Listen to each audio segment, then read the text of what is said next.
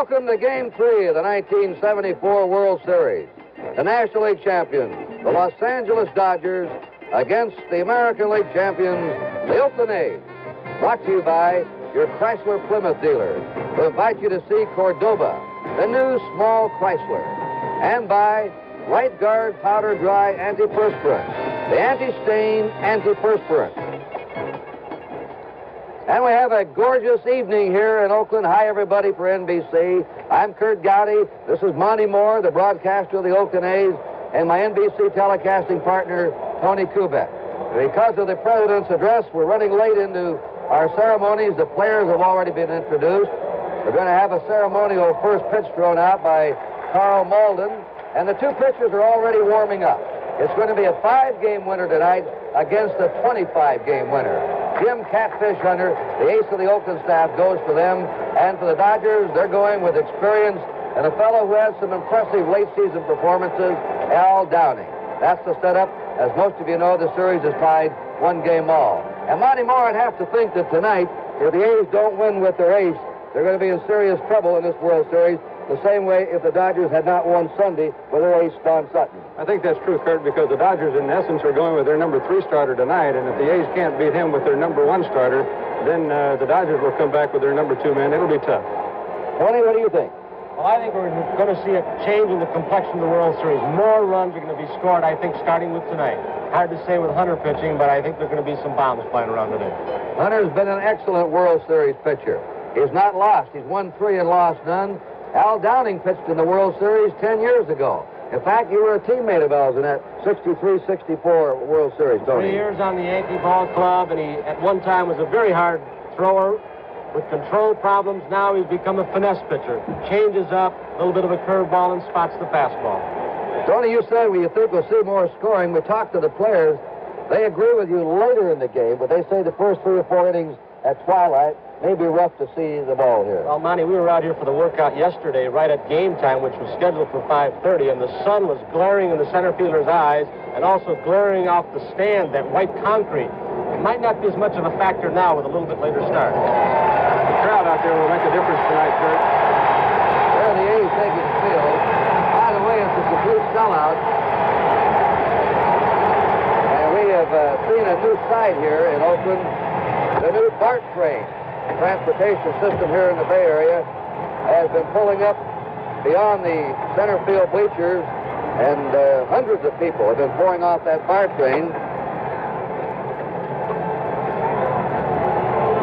Monte Moore said in another year they could add 100,000 to the attendance here at the Oakland Coliseum. He's just a country boy, in his own words, from Hertford, North Carolina, Jim Catfish Hunter. Charlie Finley gave him the nickname Catfish. He's one of the very best in the major leagues. 3 years in a row he won 21 games. This year he won 25. He is a pressure pitcher. And even though he lost the opening game of the playoffs to the Baltimore Orioles, he usually does his best job when the A's have to win. When the money's on the line, Hunter is as good a one-game pitcher as you'll want in the major league. He is a deceiving pitcher. He doesn't strike out too many batters. And he looks hittable from the stands. You could grab the bat or run out there and hit him. But he has marvelous control. And if he is up high, he will be in trouble. He's a low ball pitcher, especially a fastball that he tries to pitch low and away to most of the hitters. Curt and Monty, I talked to A's pitching coach Wes Stock before the ball game about Catfish Hunter. And let's listen to his capsule report. Well, his greatest asset is he has great control, and when he does have problems with his control, he starts swinging his leg instead of picking his legs up. When he starts swinging, he starts rushing too fast and causes him to drop his elbow, and this is when he gets his pitches high. They talk about his dropping his elbow. The players refer to that as pushing the ball instead of actually throwing it.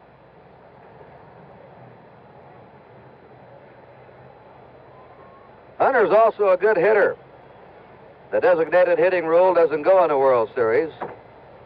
And the A's won't lose much with a bat with him hitting number 9. The first 3 Dodgers you're going to see up will be Dave Lopes, Bill Buckner, and Jim Wynn. Lopes, the second baseman, leading off. Buckner in left field. Wynn in center field. Steve Garvey's a cleanup man at first. Willie Crawford in right field, the only lineup change outside of the pitcher for today's game. Ferguson is the catcher. He replaces Yeager. Say is at third base, batting seventh. Bill Russell, the shortstop, hitting eighth, and Downing, the pitcher, batting ninth. And after the first pitch of Game 3, and down goes Dave Lopes. Bubblegum and all. Incidentally, the baseball world of Joe Garagiola was not seen tonight because of the President's address. But Joe has a great show tomorrow night at 8 o'clock. The World Bubblegum Blowing Contest among Major League Baseball players. Lopes might be right in the running. Ball 2. Now Hunter's up high on the first two pitches.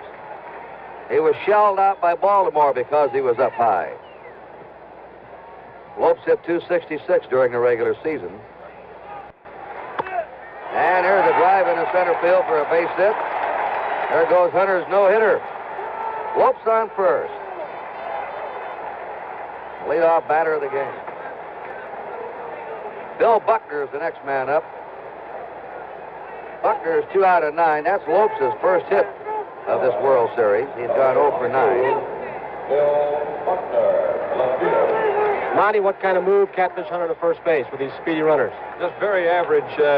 He depends basically on changing the time that he holds the ball. He'll set and make the runner come stop. He'll never let a runner get a running start on him, but as far as the quick turn and throw to first, he doesn't really have it.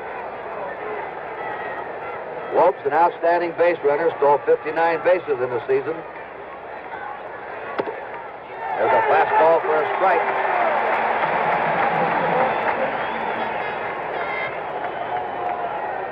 Jim Gilliam is the coach with his hands on his knees. Gene Tennis is holding at first against Lopes. Drives him back. Bandel's at third in the infield. Campaneris at shortstop. Green at second. Tennis playing first. The outfield is Rudy in left, North in center, Jackson in right. The catcher, Ray Fosse.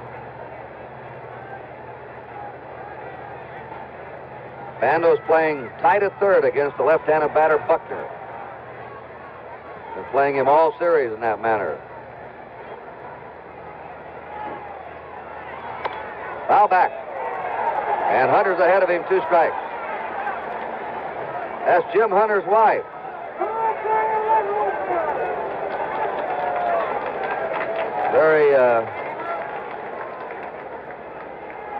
Very observing, I guess. Helen's her name. Like her husband, not too emotional. The 2-strike pitch, a high fly ball out into deep right. Jackson is backing up for it. Reggie has it. There's one down. Lopes plays it halfway. Jim Wynn, the toy cannon, coming up. He hit .271 in the regular season, smashed out 32 homers, knocked in over 100 runs. In the World Series, he's had 1 homer. He's 1 out of 7. Hunter's the kind of pitcher that after you bat against him, you say, I should have had a hit. You go up again, now you're 0 for 2. Now the third time up, you may be 0 for 3 against him. You keep going back to the dugout, so I should have hit him. Lopes at first, 1 down, top of the first inning. We're just underway here in Game 3. They're playing Wynn as a pull hitter to left field. Lopes is going. There's a high drive deep to left. That ball is a foul ball. Lopes running on the pitch had a good jump. Wynn hit it a long ways, but foul. Early in the ball game, as we look at Davy Lopes, you'll see these Dodger base stealers, when they do not know a pitcher very well, take what they call the one-way lead. It's a Dodger trademark. They will get off the base a long ways with the intention of going back. Now, Lopes in this particular one has seen the Hunter move. The crossover step start for the good jump. But Jimmy Wynn jumped all over that hanging slider and pulled it foul. And he found out something else, that Green will cover when Wynn is at bat. The 1-strike delivery. Breaking delivery. Had Jim Wynn badly fooled. No balls and 2 strikes.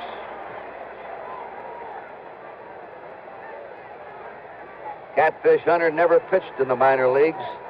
Signed his first pro contract in 1964. 2 strikes the count. Lopes is going. Low and away. He'll be in there. Stolen base. He had to jump, and the pitch low and outside. Had to force Fosse out there and then raise up to make the throw. Curt, I've seen Lopes get better jumps than this, but couldn't have been a better pitch to steal on what looked like a breaking ball low and away as we watch Davy Lopes. Green covering once again. It's getting to be more and more that you see the base stealers going a no-ball, two-strike count, Tony and Curt. I know the A's runners, North and Campaneris, both do it a lot because they figured that pitch is going to be a waste pitch, as that one was right there. And not only that, they're going when they're behind in games. Here's the attempt at pickoff. Getting back is Lopes. We've seen games this year in the game of the week, Monty, where they're behind 4 runs, 5 runs, and they're out stealing. The A's scouting report on the Dodgers says that they will run at any time despite what the game condition or score might be. 1 ball, 2 strikes to Jim Wynn. Breaking pitch low to him, 2-2. The cleanup batter, Steve Garvey's on deck, and he's been the best Dodger hitter so far in this series.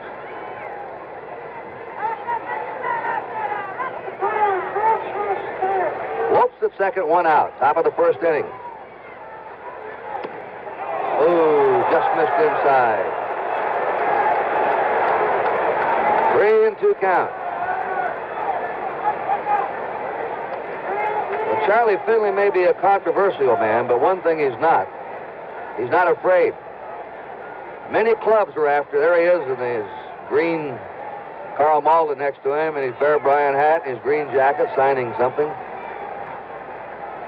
He's going to call the president tonight and invite him to the World Series. To the high pop in the left field. Campaneris windmilling his arm, signaling he's got it, and he takes it. They're 2 down. A lot of big league clubs were after Jim Hunter when he was a senior in high school. His brother, in an accidental hunting accident, blew part of his foot off. And a lot of the clubs backed off. But not Finley. He went ahead and signed him for a big bonus and then sent him to the Mayo Clinic to have 32 shotgun pellets removed from his foot. Hunter told him, he said, look, you know, I may be damaged property. And Finley says, we're going with you all the way. It was a great investment. Steve Garvey has been red hot in recent games, 2 down. First pitch of the ball to him in his last 7 games. In the playoffs, World Series, last game of the season, he's hit nearly 500. He is the leading hitter so far in this World Series with 4 hits and 9 times up. He's the only player with 4 hits. The last game of the playoffs when the Dodgers clinched the National League pennant with the Pirates, he had 2 homers. He is doing one thing that Dixie Walker's trying to get his teammates to do. A right-handed batter will go to right field. There goes Lopes. And in the third is Lopes. Trying to see if that was a foul ball. Lopes steals third. So he's stolen second and he's stolen third. Pretty much of a surprise with 2 out where he was able to score on a base hit anyway. But they're trying to be a little more aggressive, it appears right now, Curt. He goes on this pitch right now to Garvey. For some reason, Fosse may have thought it ticked his bat. I do not know why he didn't throw, unless it got stuck in the webbing of his glove. I was waiting for the sign from the home plate umpire, Doug Harvey, if it was a foul tip. 1 ball, 1 strike. Lopes at third, 2 down. First inning, no score. Garvey, a little pop out of the shallow center. North comes on for it and decides to retire. No runs for the Dodgers. 1 hit, no errors. They left 1. First half inning, no score. There's Frank Robinson, the new manager of the Cleveland Indians, with the general manager, Bill Siege. This telecast presented by authority of Major League Baseball, intended solely for the private, non-commercial use of our audience. Any publication, reproduction, retransmission, or other use of the pictures, descriptions, and accounts of this game without the express written consent of the Commissioner of Baseball is prohibited. Al Downing, 33 years old. Won only 5 games this year, lost 6. He's lost twice in World Series competition. He pitched for the New York Yankees in the 63 and 64 World Series. He pitched in 10 games for Oakland in the first part of the 1970 season. He looked good in the last few games for the Dodgers.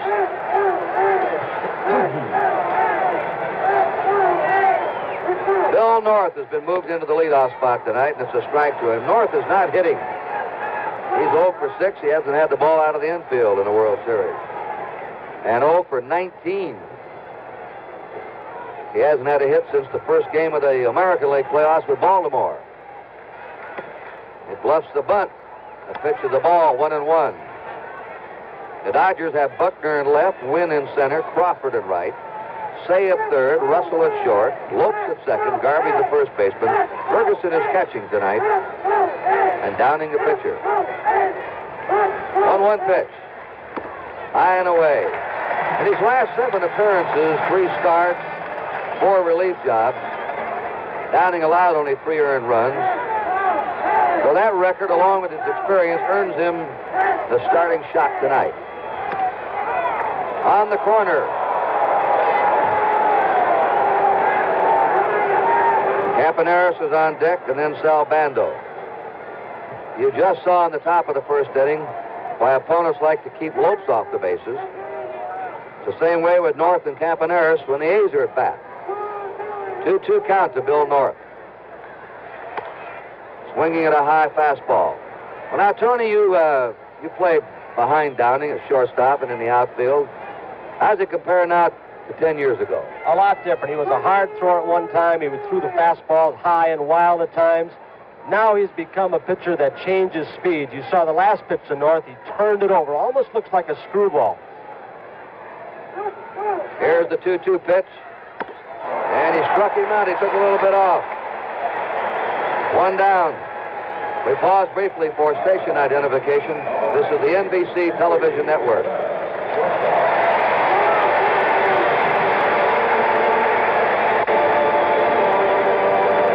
Curt Campaneris, who hit .290 for the year, his highest average. Doug Harvey, the home plate umpire, and Don Denkinger, the first base umpire, having a conference. Andy Olson's the umpire at second, Ron Luciano at third. Tom Gorman umpiring the left field line of the National League. Bill Kunkel of the American League, the right field line. 6 umpires in the World Series. We have no score. There's 1 out, nobody on. The A's batting first inning. Ball 1 to Campaneris. Campaneris being played as a pull hitter to left. He's had 2 hits 6 times up in this series. And he chops it over the head of Say into left field. He'll go for 2. With his speed, he'll make it easy. Campaneris in.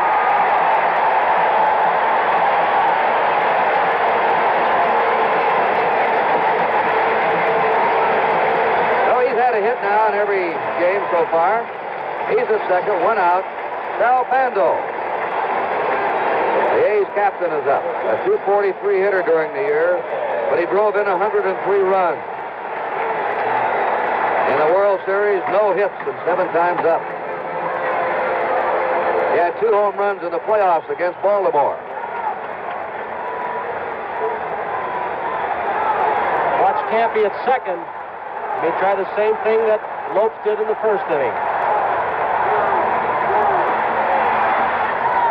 Pitch is outside. Campaneris stole 34 bases in the season.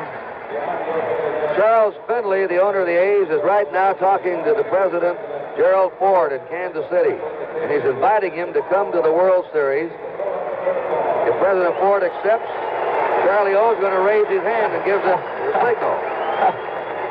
How could the president turn down the world's greatest salesman? He is a salesman. Don't think he's not. It's right. With all that goes on with the A's, he has to be some kind of a salesman to keep them winning. I asked him about the Catfish Hunter argument going on now. He said, oh, we'll work it out. Jim thinks a lot of me and the A's. We'll work it all out. A 1-1 pitch. Slices it foul down the right field line. This is a difficult time of day to hit. You know what it is driving in the twilight. The lights are on. But batting in the twilight is rough. 1 ball, 2 strikes. Campaneris at second, 1 out. Lopes is shading second base against a right-handed batter. But Campaneris is not getting a huge lead. Rips away at the fastball. A ball and 2 strikes. Al Downing, born in Trenton, New Jersey, lives now in Santa Monica, California. He attended Muhlenberg College in Allentown, Pennsylvania, and Rider College in Trenton. His 14th professional season.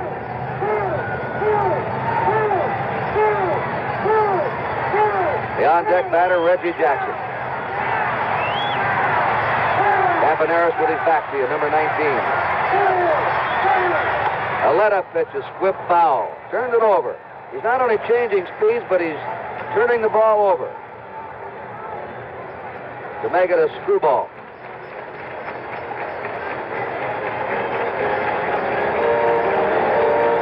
Curt Bando had a few base hits this year down the right field line, and Garvey's playing him fairly close over at first base, but there's a big hole between him and Lopes. Bando hit quite a few balls over that way. He doesn't try to go to right, but just swinging late as he did on that ball right there, he'll hit that way with power. Now we'll see what he does, Monty. A 1 ball, 2 strike count to Sal Bando. Another foul ball. Al Downing is called Gentleman Al. Very soft-spoken, pleasant.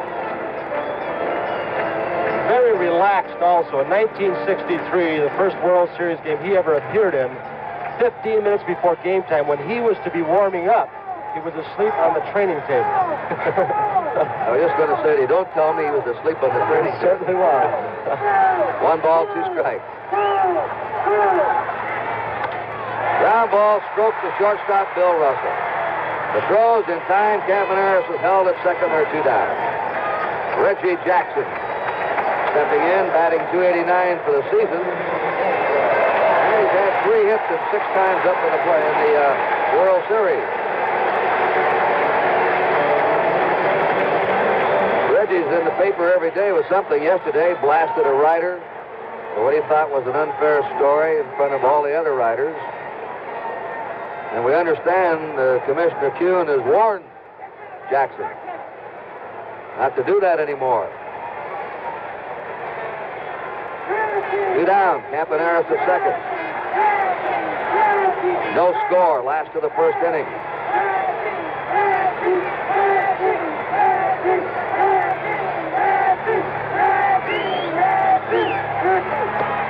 Oh, when you see Joe Ferguson wearing that number 13, the Dodgers are fortunate. They're blessed with 2 catchers, 2 young ones, Yeager and Ferguson. Most clubs have trouble enough finding 1 good one. So when Yeager catches, Ferguson can go play the outfield, as you saw him do so well in Los Angeles. Tonight they wanted a left-handed batter in against Catfish Hunter, so they play Willie Crawford's bat. And Ferguson moves in from right field to behind the plate. Dodgers are moving Davy Lopes around a little bit. He was way over in the hole between first and second base, and Jackson really doesn't pull that many ground balls that way. If he hits a ground ball, many times it's right over the right edge of the pitcher's mound, and they've got a big hole right there right now. He's been going to left field in this series, Monty. Hit his home run to left center. And then on a check swing, he dribbled a double into left field Sunday in Los Angeles. So Buckner straight away for him and left in the gap in the outfield to left center. 1 ball, no strikes. Try to curve him. It's outside. 2-0. Jackson could hit a home run over any fence, left, center, or right. He has that much power. I'm surprised Buckner's playing him that much toward the line. He hits a lot of balls to left center, doesn't he, Monty? And hard. Yes, he does. They pitch him there. Fouls it back. 2-1. He takes one of the hardest cuts in baseball. Sometimes he'll swing so hard he'll go down on his knees. Reggie's wearing an Oakland A's World Series pin on his uniform, it looks like. Is that one right there on his... Yeah. Surely is. Where his belt buckle would be. That's what they pass out to all the press people here. 3-leaf shamrock. 2 balls, 1 strike. Right to the box. Easy play for Downing, and the A's are gone in the first inning. At the end of the first inning, we have no score.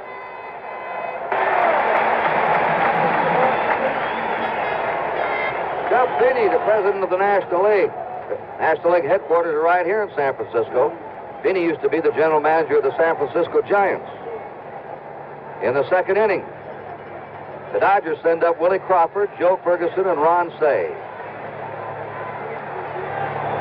Crawford hit .295 this year. It's a strike rate. 11 homers, 61 RBIs. 1 for 1 in the World Series.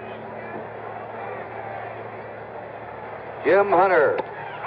There's a Jim Hunter pitch. The way he bites those corners, inside, outside, keeping the ball down. Walks very few men. In fact, his control's his main asset. Notice how he's slowing away. On an 0-2 pitch, he didn't give him anything. He doesn't believe in wasting pitches.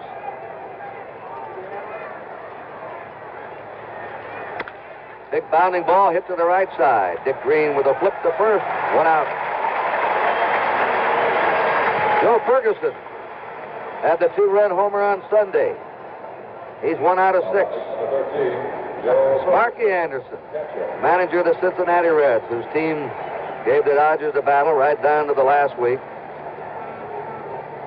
Sparky knows the A's. He's played against them in the World Series year before last.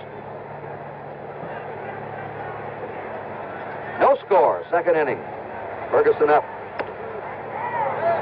His slider, hard curve. This really broke for him. 0-1. Foul back, look out. Ron Say is on deck. Curt, I want to ask Monty something about Hunter. You saw him in the last few years, and he has pitched a lot of innings.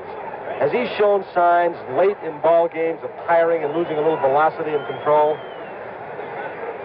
Not consistently, really, Tony. He's had some awfully strong ninth innings. Now he goes 1 ball, 2 strikes to Joe Ferguson.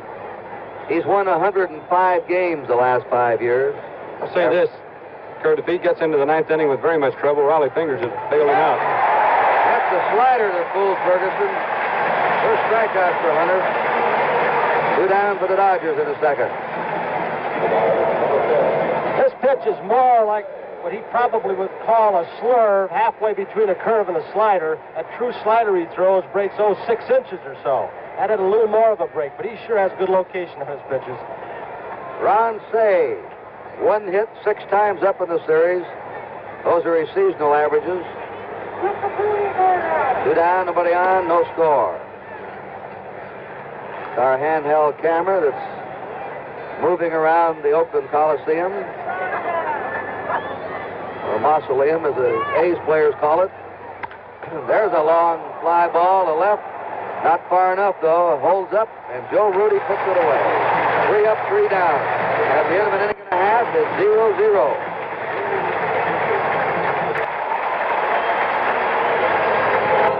Sellout crowd tonight in the Oakland Coliseum. Joe Rudy, Gene Tennis, Ray Fosse. Joe Rudy's the leading hitter for the A's in the series. He's had 3 hits, 8 times up. Batted .293 on the regular season. 22 homers and just missed 100 RBIs. Al Downing gave up a hit the first inning, struck out 1, no walks. 3 right-handers in a row for the A's. Ball 1 to Joe Rudy. As you look out at that outfield, I see Jimmy Wynn playing toward left center field, and Rudy Monty, most clubs play him toward right center field, don't they? Yes, they do, and as a matter of fact, a little more made out because the first pitch was outside, away from Joe. And again, Downing misses outside. 2 balls and no strikes to Rudy. That's Tennis. He'll be up next. Of course, may have something to do with Downing throwing a lot of change-ups. That may be his plan going into this game. Make Rudy pull the ball.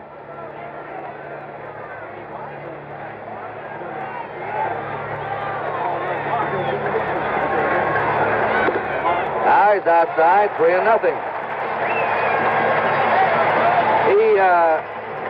Bobby Winkles with a sign on a 3-0 count.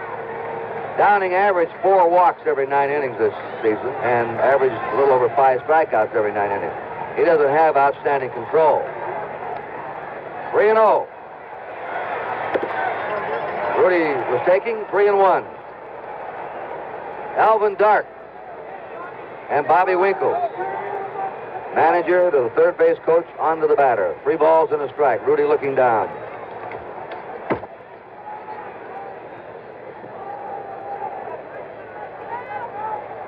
Rudy doesn't walk too much. Walked only 35 times during the year. The next man to do that walked a lot, Gene Tennis. Ground ball hit the shortstop, Russell. His throw is there, 1 down. Gene Tennis is in a slump. Take a look at Bill Russell, a converted outfielder. Very graceful. He knows the speed of his base runners. Knew he had a little bit more time with Rudy running from the right side. And that sore arm or elbow he had didn't show on that throw. The ball took off. Gene Tennis has had 1 hit and 6 times up in the series. Batted only .211 for the year, but hit 26 homers. And led the American League in walks. Not many hits, but he gets on. Charlie Pride, great Western singer who sang the national anthem. Charlie was on with us year before last at NBC. He was a former minor league baseball player. And he stepped in the batting cage tonight, grabbed Reggie Jackson's bat, and took his coat off, took a couple of swings, popped it up, and they ran him out of there. That's Ray Fosse on deck. 2 balls and no strikes to Gene Tennis. 3-0. Downing went 3-0 to Rudy. Now he's 3-0 to Tennis. And Tennis looks down for a hitter-take sign.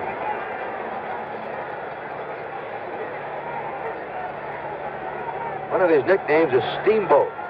Only his wife calls him that.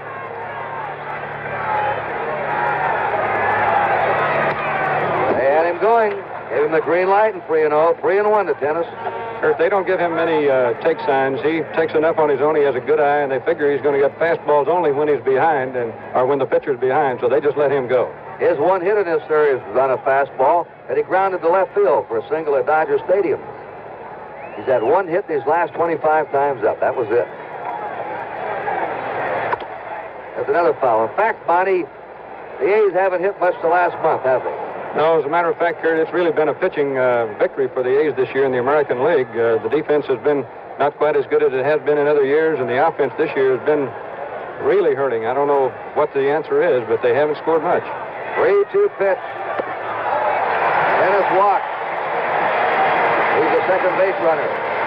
Might have noticed they gave Tennis breaking balls on 3-1, 3-2. Part of the reason is, as we look at John Brody, one of our football color analysts, but with the 3 hitters following Gene Tennis, all hitting 200 or less, Tennis doesn't get much good to hit, Monty. That's one of the reasons he's walked a lot this year. People don't realize it. They say, why would you walk a guy hitting 211? But he can hurt you. He's hit 26 home runs, and he's shown in the World Series the last couple of years he can break a game open. And as you say, nobody behind him really hitting high.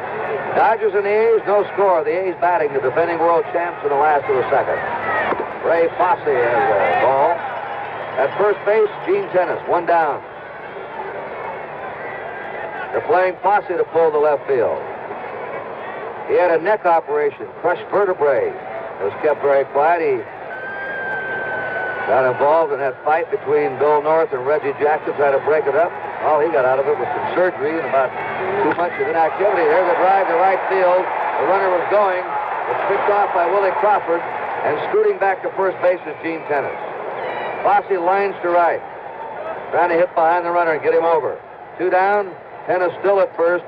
Dick Green is the next hitter. He's had no hits in 5 times up. In fact, the bottom of the A's batting order has not done much in recent weeks. Curt, adding to the fact that it hasn't done much is even in the American League where they have the designated hitter, the A's this year have not had a designated hitter at any time during the year who was hot or really hitting the ball well. The A's are batting under 200 in postseason play. That pitch is a strike by Downing, a good pitch. 0-1. On deck is Jim Hunter. And for the A's pitchers, of course, a strange role to come up to bat. American League, they don't get the bat for the designated hitting rule. Gene Tennis at first, 2 down. No score. Downing's fastball tailed over that outside corner. 0-2. There have been a lot of superb games pitched by men over the World Series competition that haven't been the aces of staffs. Downing could come in here tonight and do that job for the Dodgers. We'll see what happens.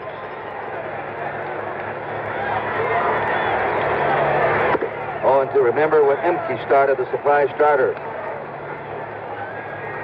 Connie Mack has pitched a great ball game. In fact, broke the World Series strikeout record at a particular time, which has later been broken. Grabowski came on in a fantastic relief job in the 66 series for Baltimore, as the Orioles swept the Dodgers 4 games. 1 ball, 2 strikes. Down goes Dick Green. No runs, no hits, a man left. At the end of 2, it's no score. They've already announced the attendance as 49,347, which is the sellout. And for the Dodgers in the 3rd inning, Bill Russell, batting number 8, will lead it off. Downing, the pitcher, will follow. Then to the top of the order for Dave Lopes. Jim Hunter's allowed 1 hit. Lead-off single by Dave Lopes. It's a pop-up. Coming on for it is Tennis, the first baseman, but he gives way to Hunter, the pitcher. 1 down. We're going to show you something that Hunter does. He pitches from the 3rd base side of that rubber, and he hits that outside corner pretty consistently with a fastball and slider, and it gives him just a little bit better angle on the right-handed hitters. The ball moving away from them just a slight degree, and he takes advantage of everything. Al Downing, not much of a hitter. 1 out, nobody on. No score, 3rd inning. Hunter now has retired 7 in a row. That's a strike to Downing. There's Anita Bryant, who will sing the national anthem tomorrow night. Lovely gal, makes her home in Florida. And a good fisherwoman, too. A very good friend of Alvin Dark and his wife, Jackie. They're their guest while they're here this weekend. 2 strikes to Downing. Look at this outfield, how shallow they are. That's a ball. Look how shallow North is in center. And Jackson's almost playing second base. The 1-2 pitch. Downing just got a piece of it. Shakes Fosse up. 1 away, nobody on. The Dodgers batting in the 3rd, no score. See that protective helmet as we look on this replay again that all these catches have gone to. Ow, that hurt.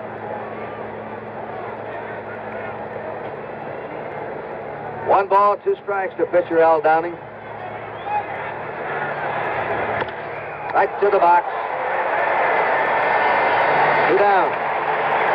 Top of the order and Dave Lopes. Lopes opened the game with a single. Stole 2nd, stole 3rd. He was left at 3rd when Garvey popped up the center. Talking to Dixie Walker, the Dodger batting coach. The Dodgers worked out. They worked out at 5 o'clock yesterday to simulate the lighting and the conditions they'll be playing under tonight. And Walker said if I could get this man to go to right field more, he's going to hit 270 and 280. And he's going to be on base more to steal more bases. Maybe still likes the feeling of getting a pitch inside and pulling it deep to left field.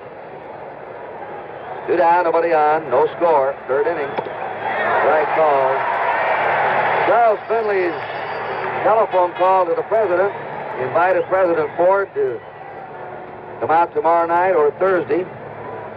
President Ford's schedule will not allow it. We understand President Ford is looking at the World Series game right now, and he asked to get a rain check for next year. We hope to be at the World Series next year. The 1-1 pitch. Move it outside. 2 balls and a strike to Lopes with 2 down, nobody on. Buckner's on deck. Get a real education from this shot right here, what makes Hunter successful. He is always near that target.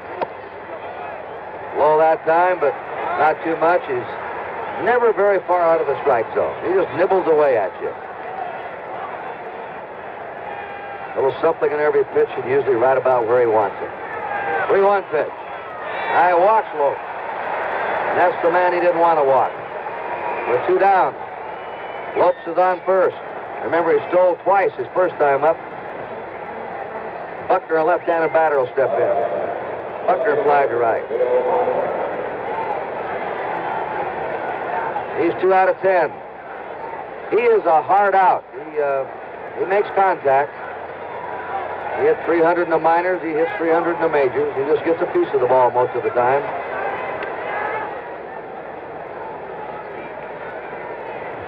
Lopes also stole 3 bases in the National League playoffs.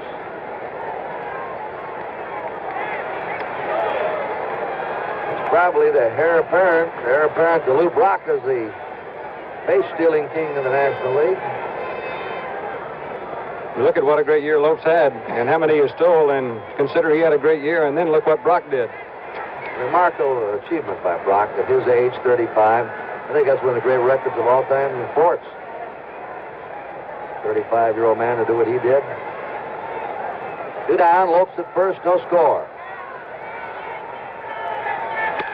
That slash to first baseman Tennant. A fair ball, he steps on the bag. And the Dodgers are gone. No runs, no hits. They left 1 at the end of 2.5, no score. Jim Hunter receiving an ovation as he stands in. One of the better hitting pitchers in baseball when he gets to hit. He hasn't hit the last 2 years. Downing's first pitch, the strike. He did not bat in 74. He had only 1 regular time at bat in 73. Got a double.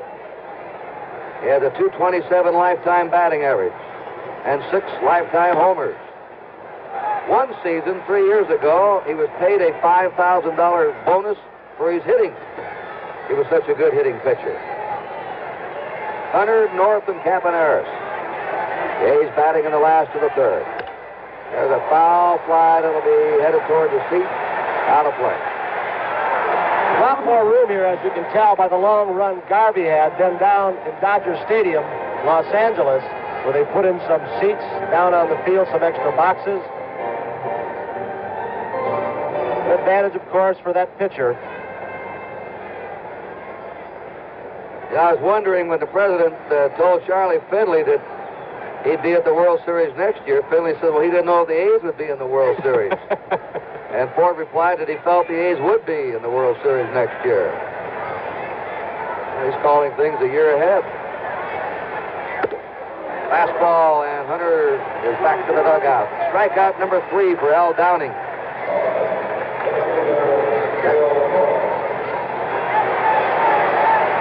Russell has a habit that may be a tip-off, as we see now. The signal was given for a breaking ball or changeup. You can see him going to his right because the pitcher or the hitter's more likely to pull it. If he does that too soon, some of these right-handed hitters are going to catch on, start looking breaking ball. Bill North struck out his first time. We're at the top of the Oakland batting order. 3 strikeouts, 1 walk for Downing. He's allowed 1 hit. That was to Campaneris, who doubled in the first inning. And a high foul, right field way out of play. 0-1 to Bill North. Really, we haven't had a lot of excitement on the field. The pitching is dominated. It's come in spurts. They'll go quietly 3 or 4 innings, and suddenly it'll be a flurry. Both games, 1-run games, had exciting 9th innings. The Dodgers threatening to pull out the first game, and the A's threatening to pull out the second game of the 9th inning. North bluffing a bunt. 1 ball, 1 strike. Garvey's in tight at first. Sale being on the grass at third against North, who can fly down that line.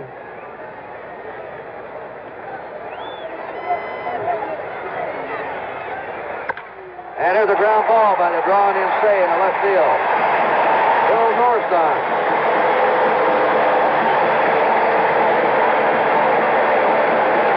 He led the American League in stolen bases with 54. Now we'll see if he goes to work. Curt, the A's players were talking, wondering if Ferguson had as good an arm from behind the plate as he had from right field. Well, according to Tommy Lasorda, the Dodger coach, nobody in baseball has the arm that Steve Yeager had. That's his claim. And Ferguson has a good arm, but not as good as Yeager. Downing's move, driving North back. No score. Bill North at first. The A's batting here in the last of the third. Playing Campaneris over to left. Campaneris is a very efficient bunter. Downing, as you've seen in the last two throws, are not with an exceptional move to first base. Many times he'll kick his leg toward first and then come home. I think the Dodger pitchers, above all other staffs in baseball, because they've had so many great base stealers, know how to hold runners on. Downing high with a fastball. 1-0 to Campaneris. Now the handheld camera looks at the runner.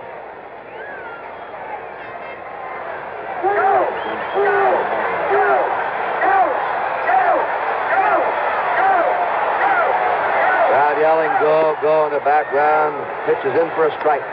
1-1 to Bert Campaneris. Campy's wife is quite an artist. I've seen some of her paintings. They're very good.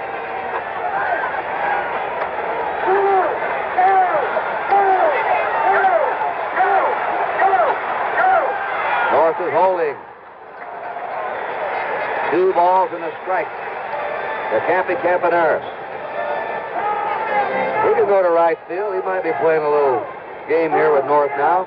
Another thing he does too, Curt, he'll fake a bunt and bring that third baseman in and bounce the ball over his head once in a while in this situation. He has the bat control. Hit for his highest average this year, 290. 2 balls and a strike. North at first. 1 out. There he goes. Ground ball. Side, dive. He comes up with it. He's thrown. There goes North on the third. Garvey held the ball. North wound up at third. Garvey held the ball. Didn't make a throw over there. North just rounded second and kept going. Save. Looked like he might have dived too soon. He came up with it and threw Campaneris out. North was going on the 2-1 pitch. And now you'll see how alert a base runner is as he picks the ball up. He found it right then. As soon as he saw Say release that ball, watch this 5, and they're playing more aggressive baseball, I think, in this game than they have the prior 2 ball games. There's Bobby Winkles with third base umpire calling the play. Sal Bando. Bando swings late. 0-1 to him. Bando grounded out his first time.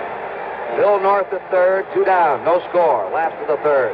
Curt Bando definitely took a shot to right that time. He shortened up on his swing a little bit. They're giving him the whole right side of the infield here. Lopes has almost been back a second against him.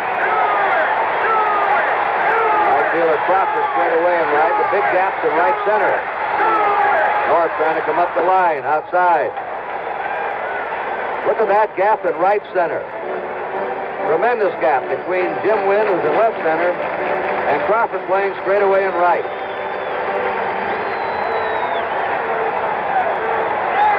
The A's, for the first time, have had a base runner on third. Dave Lopes wound up at third base in the first inning.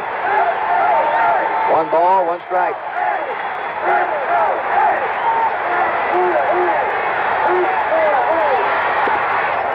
Pitch is just inside to Bando. 2-1 to him. North at third.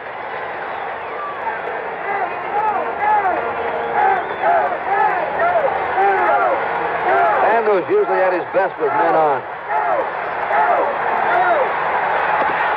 That's a strike. Pitch tailing away, just caught the outside corner. 2 balls, 2 strikes. Bill North at third. 2 away, Reggie Jackson on deck.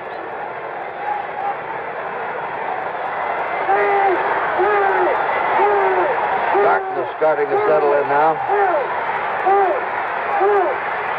2-2 pitch. 3-2.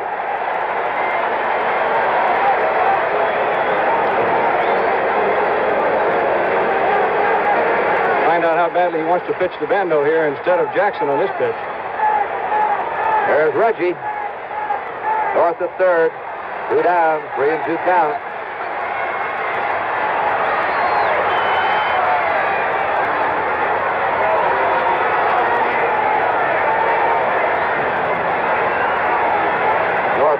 the line much the last 2 or 3 pitches.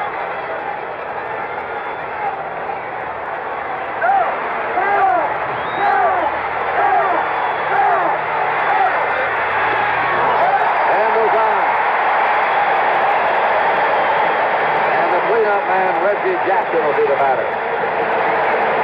Jackson taps out to the pitcher his first time. North at third, Bando at first. 2 out. First time either team has had 2 base runners on in an inning.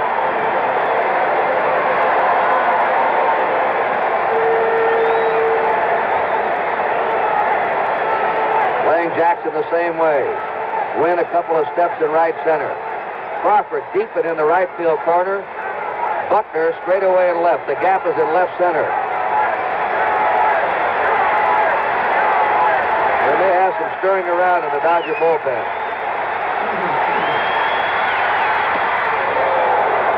Jackson held up on the swing, and they appeal at first.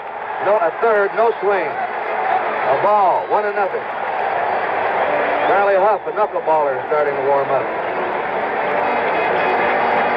And he's going to be joined by another pitcher. There's Huff. Jim Brewer. Jim Brewer, the left-hander. 2-ball pitcher. 1 ball, no strike. North at third, Bando at first. 2-0 to Jackson. That's the lead runner. At North, there's Bando at first. The left-hander up, Garvey playing off the bag.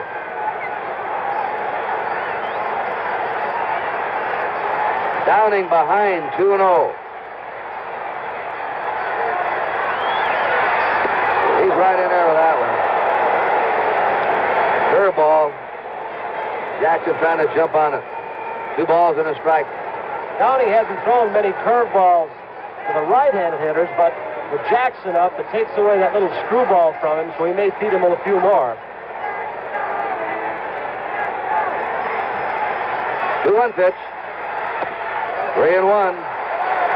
Downing now, digging himself into some trouble. North at third, Bando at first, 2 down, no score. NBC hopes you're enjoying the 1974 World Series. 28th year in a row NBC has sent you the World Series. 3-1 pitch. And he taps it out in front of the plate. Ferguson bobbles the ball. In the score is North. Joe Ferguson bobbled a high hopper. And the A's take the lead 1-0. At second base is Bando. Jackson's at first.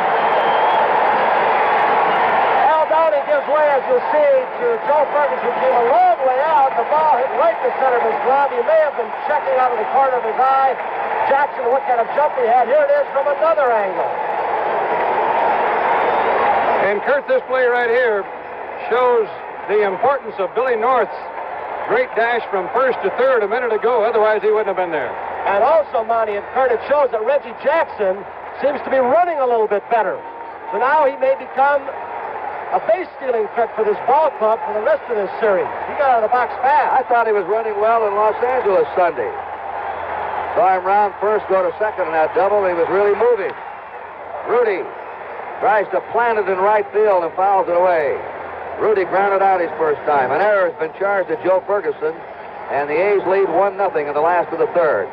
2 down, runners on first and second. Curt, this is not to make an excuse for the catcher, Joe Ferguson, but remember, he has been playing the outfield this series and through the playoffs, and it's tough to change from position to position. Good point, Tony. 4 balls and a strike to Joe Rudy.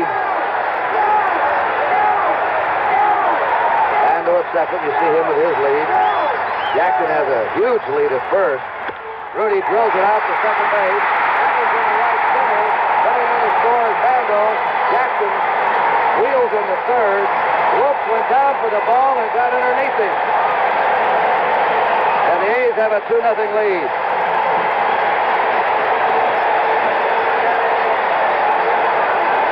Have a look and see if we can tell where that ball went. He broke the wrong way. He started breaking to his left. The ball bounced right over the top of his glove.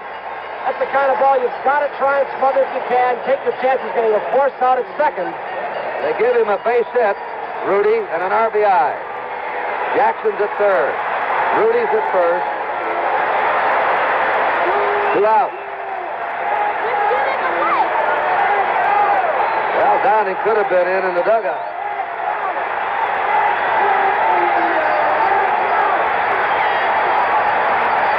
Both runs are unearned. 2 runs, 3 hits for the A's. No runs, 1 hit for the Dodgers. Gene Tennis walked his first time. The pitch is a bit high to him.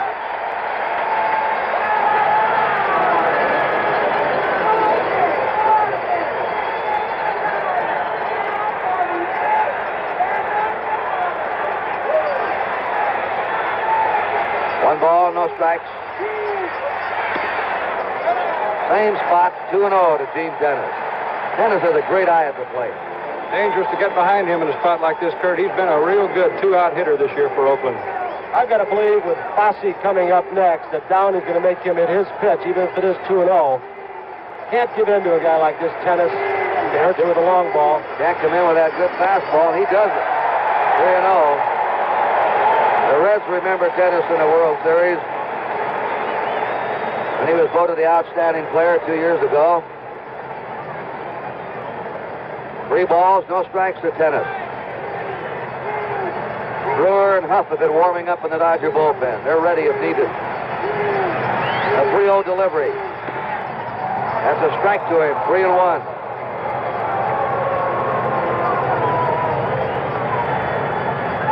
Bobby Winkles, who started the season as manager of the California Angels, now coaching in the World Series for the A's. 3 balls and a strike.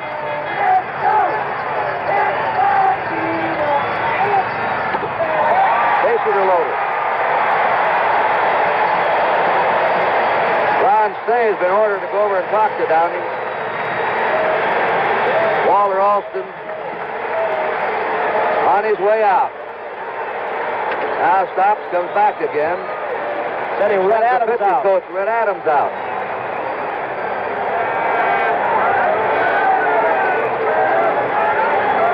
Jim Hunter, the first man up, struck out. Then Bill Norris singled. Campaneris grounded out. North went to third on the play. Bando walked. Reggie Jackson hit a topper out in front of the plate. That was bobbled by the catcher, Joe Ferguson, for an error. North scoring.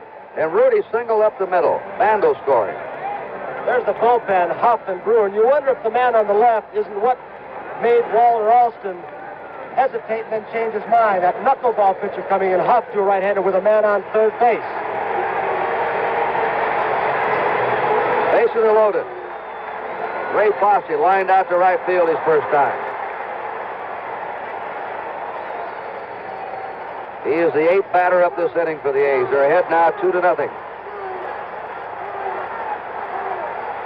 Downing has walked 3 so far.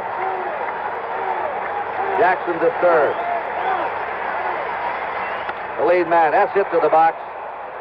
Downing throws him out, and the A's are gone in the third, but they had 2 runs on 2 hits. There was 1 costly error, 3 left. Joe Rudy really received a tremendous ovation when he went out to left field. He may not be appreciated too much around the country, but here in the Bay Area, they know what a solid player he is. And as he went back to his position, they gave him a standing ovation in the left field bleachers. Jim Wynn, Steve Garvey, and Willie Crawford, the heart of the Dodger batting order, up in the 4th. The A's now have 2 runs, 3 hits, and no errors. The Dodgers, no run, 1 hit, and 1 error. Wynn popped to short his first time. Jim Hunter on the mound. Hunter's allowed 1 hit. That was the first man he faced in the game, Dave Lowe. There's a strike.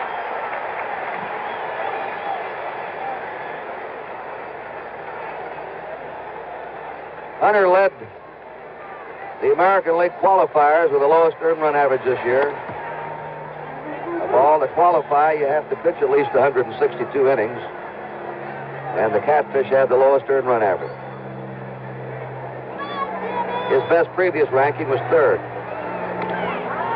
It's his fastball. Primarily a fastball pitcher. Garvey's on deck.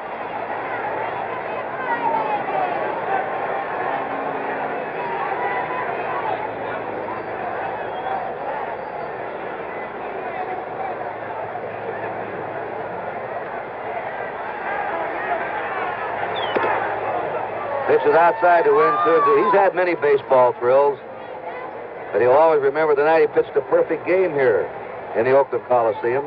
Monte Moore broadcast that game. The 2-2 delivery, 3-2. That must have been quite a thrill of broadcast, Monte.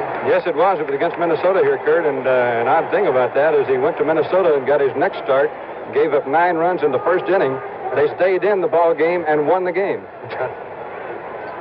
3-2 to Jim Wynn. Wynn hits a bounding ball, just tipped Hunter's glove. Green boots it, throws late. The tip off the pitcher's glove might have destroyed the timing of Green. Exactly what it did, Curt. He started to his right, a little deeper, and then he had to come in and got that in-between hop. Tried to smother it, but the ball gets too far out in front of him, and Jimmy Wynn runs well. Jim Wynn at first. Now they've scored an error on Dick Green. So each team has been charged with an error. Jack Herman, the president of the Baseball Writers Association of the St. Louis Globe-Democrats, one of the scorers. Gordon Barrell of the Long Beach Independent, and Ron Bergman of the Oakland Tribune. 3 official scores for the series. A ball to Steve Garvey. He flied to center his first time.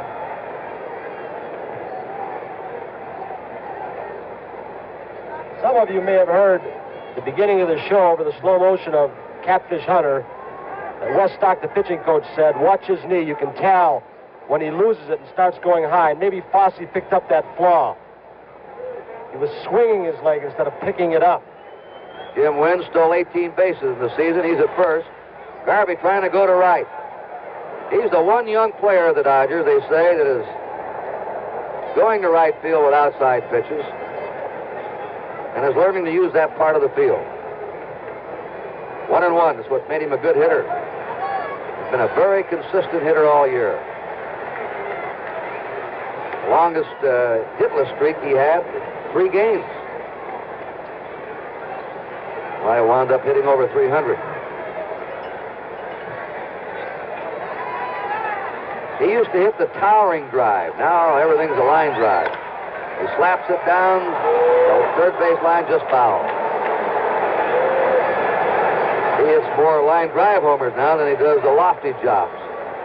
1 ball, 2 strikes to Steve Garvey.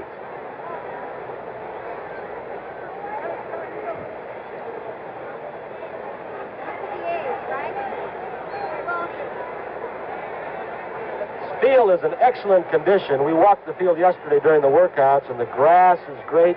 A better infielder with truer bounces than the one down at Chavez Ravine. Not as pretty a ballpark. There's a pop foul back into the seats. This is a county facility.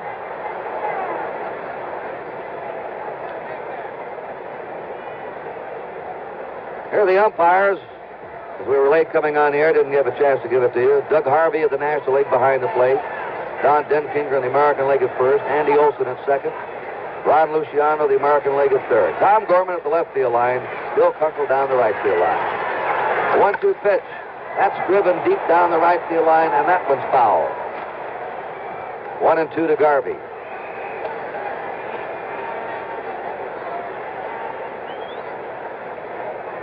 Well, our stage manager, Jim O'Gorman's got a pretty good crack. He says any ballpark is pretty when it's full. And that's right. This ballpark, Curt, is known as kind of a drab, as you said, mausoleum, but it only looks that way when there's nobody in it. 1 ball, 2 strikes. Runner going. Hit and run on. It's in the left field. Wynn stopped at second. Rudy charged the ball. And now the Dodgers have a threat in the 4th. Wynn's at second. Garvey's at first. And Garvey's had his 5th hit. Yeah, I heard Monte Moore tell you, the scouting report of the Dodgers, they'll run any time, 2 runs down. And we also saw some exceptional bat control on the part of Steve Garvey. The ball was up and in. It was actually a ball, maybe a foot inside and high, but he still got the barrel of the bat on it. Look at Jimmy Wynn checking the outfield positioning. Willie Crawford is up now with runners on first and second, nobody out. The Dodgers are trailing 2-0 in the 4th. Willie Crawford is one of the 3 Dodgers with previous World Series experience. He was 1 for 2 in the '65 World Series, appearing as a pinch hitter. Downing is the other Dodger with experience, and Jim Brewer, who's been in the Fall Classic. Line drive, throw to second, double play. Green could have gone to first. Either way, Crawford line to Green, converts it into a double play with Campaneris covering, and Wynn is double off second. Here he goes, and Captain Campaneris was thinking triple play. Watch this. He's ready to throw. Garvey got back in time. He was ready to throw right there. He was thinking 3 all the way. So the Dodgers now have 2 down. Garvey's at first. He had a big jump on that line drive. Joe Ferguson struck out his first time. In the 4th inning, the A's are leading 2-0. The ball, that was really stung by Crawford, though.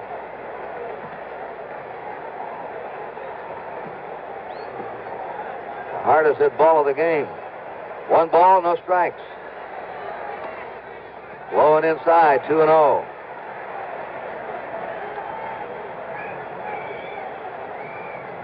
Ron Say on deck. They're playing Ferguson deep and toward left. He pops it out of play. 2 balls and a strike to Ron Ferguson. Even 2 balls and no strike. Catfish has movement on the ball, and he's still around the corners. Pitch coming up on the way when you bat against him. It looks good until the last, and there's always that movement at the end.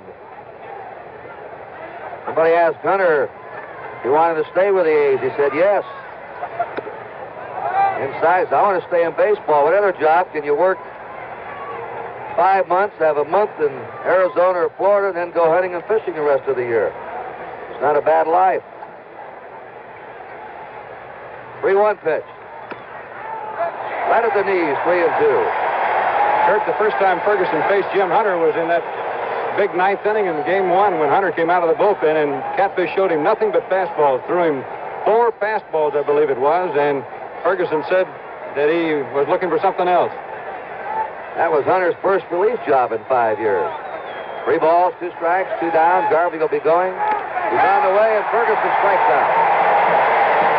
No runs, a hit, 1 error, 1 left. At the end of 3.5, 2-0, Oakland.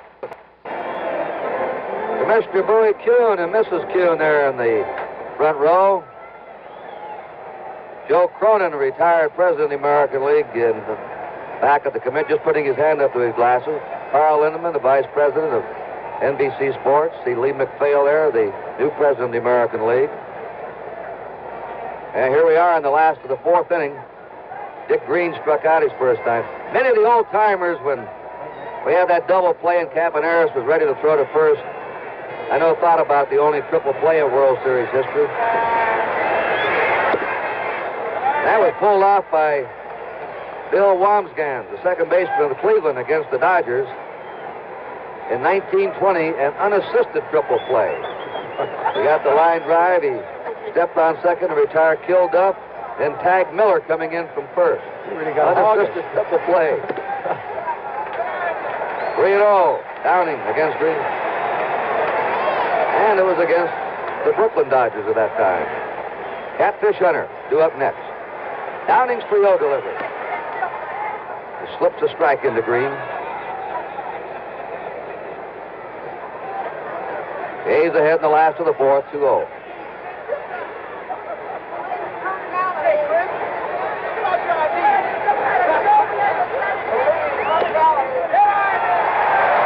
That's the 4th walk given up by Downing. He's been behind the hitters tonight, 2-0, 3-0. Curt Bobby Winkles, the A's third base coach, came over and talked to Alvin Dark after that ball 4. Bobby's real good about that. He says that if there's any danger of him missing one, he'd rather go find out. All right, Jim Hunter's up. Say's in at third, looking for a bunt. Garvey ready to charge from first. Jim Brewer's throwing in the Dodger bullpen. Moved to first. Green is back. With Hunter swinging the bat at home plate, you've got a lot of possibilities. He's a pretty good hitter. He can bunt. They can try a bunt and run. They can try a hit and run. A lot of decoy. Runner going. And the ball pushed perfectly by Hunter He's out on the sacrifice. Green goes to second. We pause briefly for station identification. This is the NBC Television Network.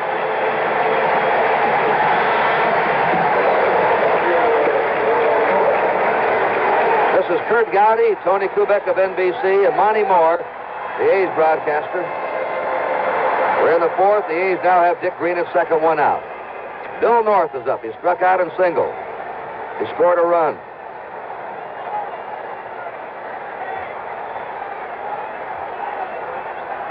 Playing North. North hits better right-handed than left-handed, has more power right-handed. Pitch is a shade inside for a ball. He came over here, the trade between Oakland and Chicago. He was destined to be a utility player and wound up as a regular center fielder.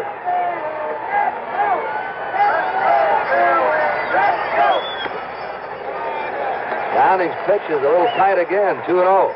Curt, that turned out to be one of Charlie Finley's really good trades. Take a look from that low center field camera we put in for this World Series and Championship Series. What it looks like from almost ground level over the center fielder's shoulder.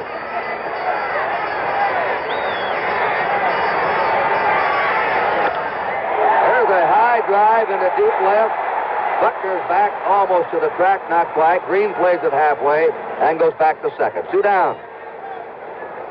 North sending a long fly to left field. The next batter for Oakland, Campaneris. He doubled to left. He's grounded out. Curt, if North had hit that ball in the first inning, it might have been right against the wall. The ball really carries much better before the sun goes down here. It really gets heavy air out here this time of night. And a slight breeze blowing right now from third to first. Campaneris again played as a full hitter. Green at second, 2 down. And here's a base hit into center. Green is rounding third. Wynn has a sore elbow and courts the throw. Not in time. Gets high. Will throw the cutoff man. There goes Campaneris to third. Ferguson, the catcher, went out to meet that throw, and nobody was backing up. And advancing to third was Campaneris. Well, everyone knows it's in the scouting report. Jimmy Wynn has a bad elbow, may require surgery. He uncorks what looks like a pretty strong throw. He says he has one or so. And Ferguson knew immediately that Al Downing was not backing up the plate. The ball got by and Campy was allowed to go all the way to third base. Here comes Wynn. He overthrows Garvey, the cutoff man, and no Al Downing backing up the play. He thought there might have been a throw to third. Jimmy Wynn throwing here is going to have his elbow operated on. I asked him before the series, there's his throw, and Ferguson had to come out and meet. They overthrew the cutoff man. Downing was just standing there. I asked Wynn if he could uncork a hard throw, and he said, maybe one. And after that, I'll have a lot of pain for the next few days. He has a loose chip in his throwing elbow, and they're going to have surgery done on him. Jim Brewer is coming on to relieve Al Downing. So we have a break in the action here in the fourth inning with the score, Oakland 3 and Los Angeles. This is Jim Brewer now on the pitch. He's facing Sal Bando. Let's watch Brewer. He's going to take a windup or the stretch. Campaneris the third. The pitch is high. Tomorrow night, World Series game number 4 from Oakland. Joe Garrett, Joe LaChaux was not seen tonight, and he has a great one for you tomorrow night, featuring the bubblegum chewers of the Major Leagues. That'll start at 8 o'clock Eastern Time. Fastball right by him, 1-1. An error on that last play was given to the Dodger catcher, Joe Ferguson. It's a tough error to have to take, Curt. He ran up there trying to save the throw and definitely left the plate by 15 feet. Campaneris at third. 2 down. The A's ahead, 3-0. Watch Campy jockey for a lead. Bando is grounded out and walked. And that's a pop foul and back of the play. Ferguson coming back. Just out of play. The Dodgers have not played good defensive ball tonight. Curt, Brewer is a little surprising, I think, to me, and probably to Bando. He's thrown him 3 straight fastballs, and he's known, of course, as a screwball pitcher, but he's come right at him with 3 straight pitches. Keep our eye on Brewer as he takes his windup. One of the pitcher's best weapons against that speedy runner on third. He'll look him back first before he starts. There he goes. Campaneris made a slight bluff dash up the line, and that's why Brewer backed off the rubber. 1 ball, 2 strikes. Count to Bando. It's like his screwball. That's his pitch. But he missed outside with a 2-2 to Sal Bando, who's hitting third in the lineup. Campaneris at third, 2 down.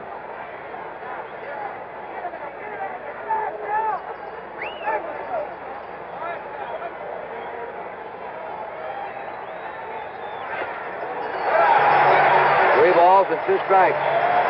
Tomorrow night, Andy Messersmith pitches for the Dodgers. He started game 1, and Ken Holtzman comes back for the A's. It'll match up the 2 opening day pitchers, a right-hander Messersmith, a left-hander Holtzman. The 3-2 pitch to Bando. Struck him out on a fastball. 1 run. 1 hit, there was 1 error, 1 left at the end of 4 by Major League Baseball. Jim Hunter in the 5th inning will face Ron Say, Bill Russell, and Jim Brewer. Say flied out to left his first time, and he looks at a strike. The Dodgers out-hit the A's for the season by 25 points. Dodgers had 7 more homers. They outscored the A's, playing in 2 different leagues. The A's had 15 more stolen bases, and the pitching was about even. The A's pitching staff 2.95, the Dodgers 2.97. That's right, 2 very evenly matched teams. Bill Russell, the on-deck batter.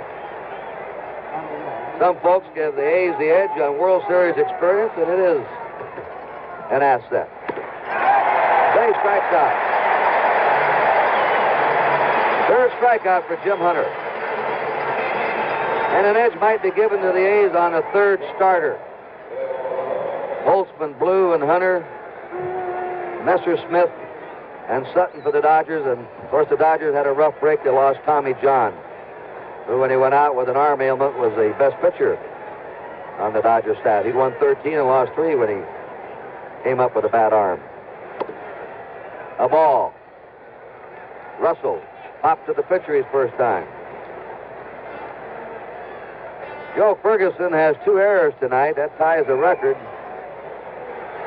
by a catcher in a series game. That's a fly ball right out to North. 2 down. There's where scouting reports come in to a great degree. Positioning defensively. Where does a man hit? What kind of power does he have? They did not have Russell listed as having exceptional power, so they played him more shallowly. Like Lacey coming out now. Lee Lacey will bat for Brewer.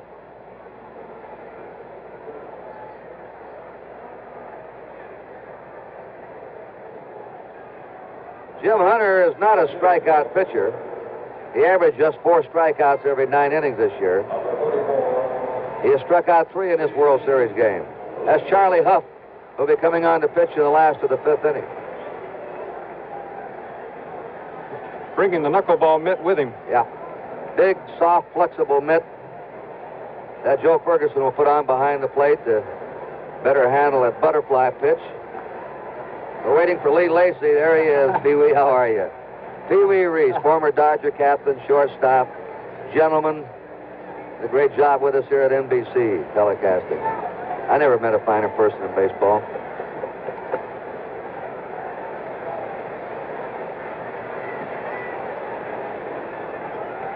Well, wait a minute. Forgot about Kubek. Thanks, pal. I got a kick out of watching Pee Wee and Maury Wills throw out the first ball the other day in tandem, and they crossed throws to the 2 Dodger catchers. Foul ball. Dodgers have had a run of great shortstops. Pee Wee for years. Maury Wills. Now young Bill Russell, who seems destined to be a great one for the future. 2 down, nobody on. Lee Lacey batting. That's a strike. Hunter's ahead, 2 strikes. The Catfish working with a 3-run lead. I give you a quick quiz. Who was before Pee Wee Reese? Leo DeRocher wasn't bad, was he? Huh? Dave Lopes on deck. A ball and 2 strikes to count.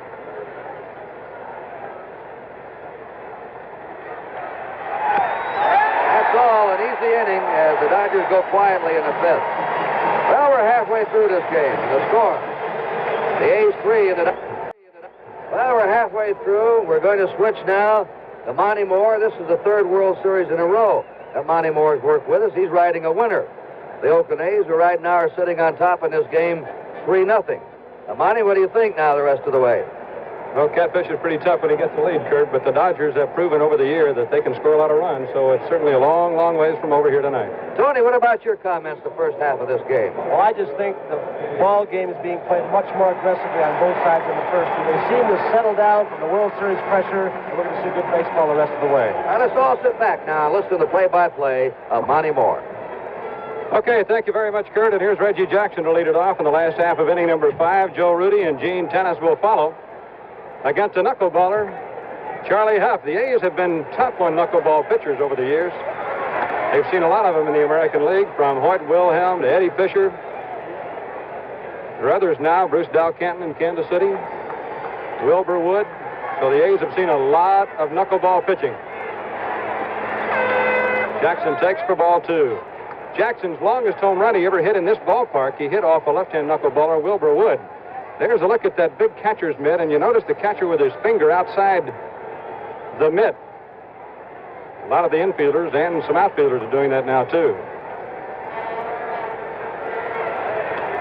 Ball 3. Paul Richards was the first man to have his team utilize that mitt when he had Hoyt Wilhelm in Baltimore and Gus Triandas behind the plate. There was nothing in the rule book. At that time, they cut it down now, though, haven't they? I think they have. Reggie, I was just looking. He's looking into the dugout for scouting report. Right. Will Huff throw a fastball on 3-0? Think he got an answer? His sign language wasn't too subtle, was it?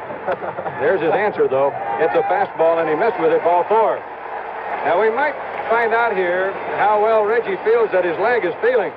As Tony mentioned, he was running well. And you know, on that play Ferguson made a little while ago, or didn't make, I think, Curt, that a factor there was that Ferguson probably was surprised to look over his shoulder and see Jackson running as hard as he was running down that line, because Fergie came out away from the plate, I'm sure, thinking Jackson was going to be running as he's done the whole playoffs and series. Jackson says he's only 80% right, but the way he's been running, I have to believe he's close to maybe 90-95% right with his legs.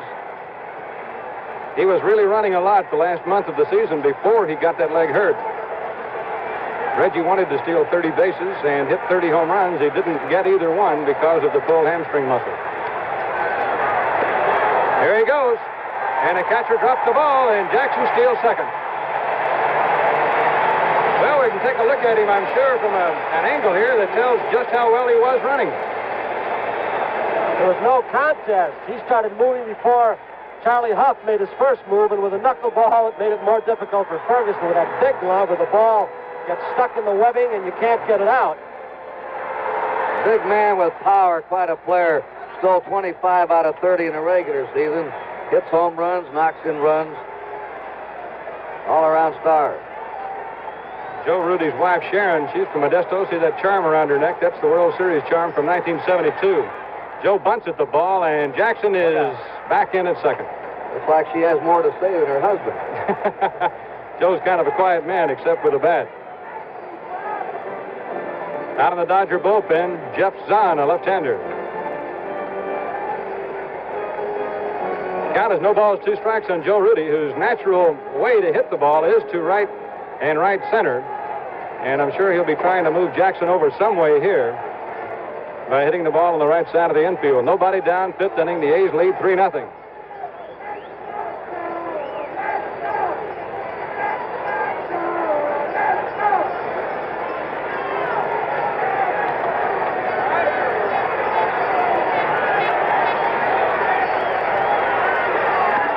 He got him. Here's a big strikeout. So there's 1 out in the 5th inning, and Gene Tennis, the A's walking man, comes up. He led the American League in free passes and has walked twice tonight so far.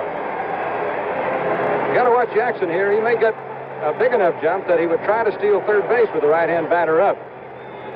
I'm surprised that he's running, though. I'll tell you why in a minute, Monty. Ball 1. He was telling me he's going to change his style of play, that he evidently can't run hard anymore and take chances. That's Tennis's wife. Linda. Because he's going to keep pulling those leg muscles if he does.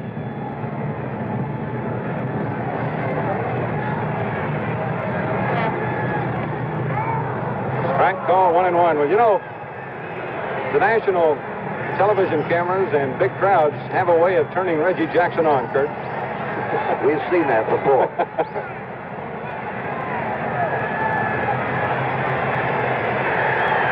He has not a knuckle grip there, but Many times he'll have that ball hanging down by his side in the knuckleball grip. He'll set his hand on the seams or his fingers on the seams the way he wants them, then put the knuckleball in the glove so it is set and ready to go just the way he wants to grip it. how does his knuckleball break, basically? All different directions, and he has trouble at times, Monty, when he throws it too slowly, keeping it in the strike zone. It breaks that much, so he has to speed it up, and that at times gets him in trouble. 1 ball, 1 strike. 1 out, 5th inning. Ferguson backhanded that ball. That must be tough enough to come out of right field and go behind the plate against an easy pitcher to catch, let alone a knuckleballer. He seems to throw it pretty hard.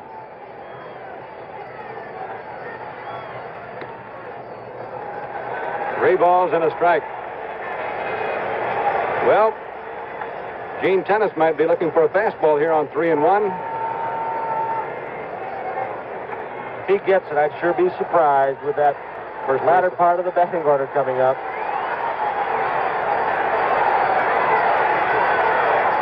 He didn't get it. It was a strike. That'll go as a fastball. Boy, you talk about a ball jumping. That thing really twisted and dived. This will give you an example of how tough a knuckleball is. Look at that. The glove is open. And look how much that ball jumped. Probably a foot. Those last couple of feet as it was on is way to home plate. I did a hula dance right at the plate. A skirt on it and everything. Well, they say that a catcher should try to get in front of every ball, but how are you going to get in front of one like that? 3-2 count, and the Dodgers bring their infield in now, right on the grass. Strike 3 called. A great pitch by Charlie Huff. He gave him one that he couldn't handle. Tennis was looking for a ball he could drive right there, and that knuckleball just dived down and away, and it shows something about Ferguson, I think, here, that he wasn't afraid to go with the best pitch that the pitcher has, despite the fact there was a runner at third, and he already dropped a couple. Monty, that last pitch, in fact, the last two almost hit in the dirt. So you can imagine as it crosses home plate, if it's a strike, in the opinion of the umpire, how far it's got to go down before it reaches that catcher's glove.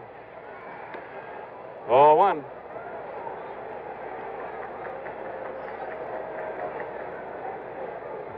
Two down, 5th inning. Oakland 3, Dodgers nothing. There have been only 6 hits. There's Dick Green waiting for a chance to bat here in the 5th. Ferguson, year before last, or actually last year, not this season, had the best defensive record any catcher ever had in the National League. That ball's fouled off. He only made 3 errors all year as a catcher.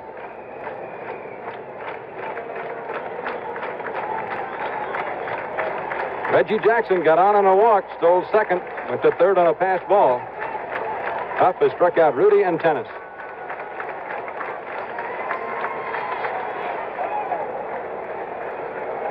Two and 1. That ball came back inside that time. The A's scouting report on Huff mentions the fact that most of his knuckleballs will go down and away from a right-hand batter. Those were the big ones he threw to Gene Tennis. They were going down and away.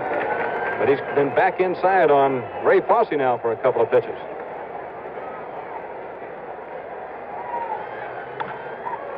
Ron Say, tough play. He made it, and that's all for the Oakland A's in the 5th inning. It's 3-0 Oakland.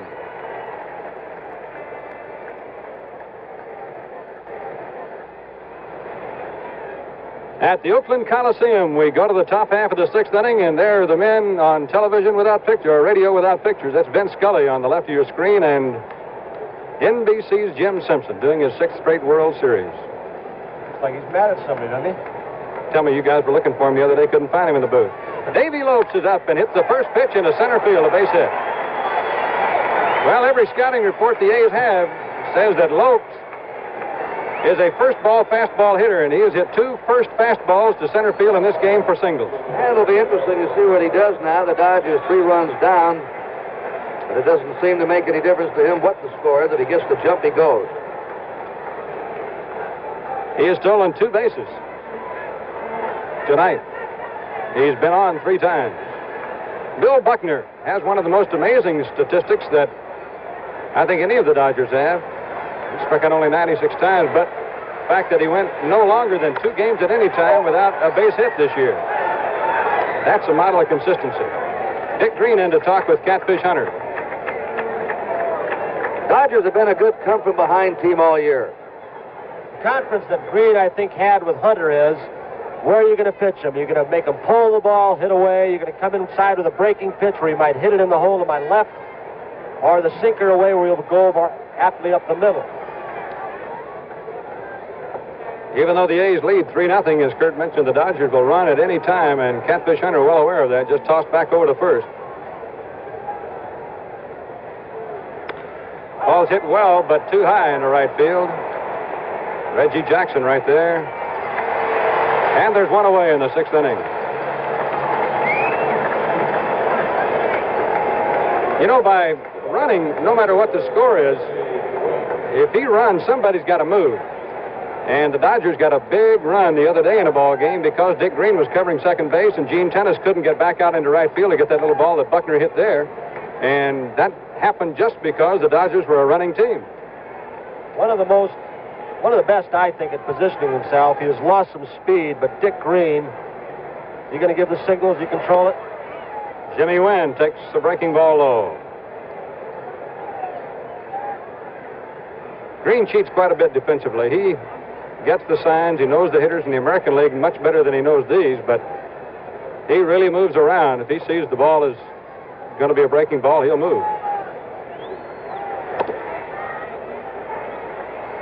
Ball 2. Just one of the best at that who didn't have any speed but was always there was Lou Boudreau. He played shortstop with the Indians. Gil McDougall. 1 out, 6th inning.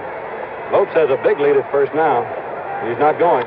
Wynn hits in the air into left center field, not very deep.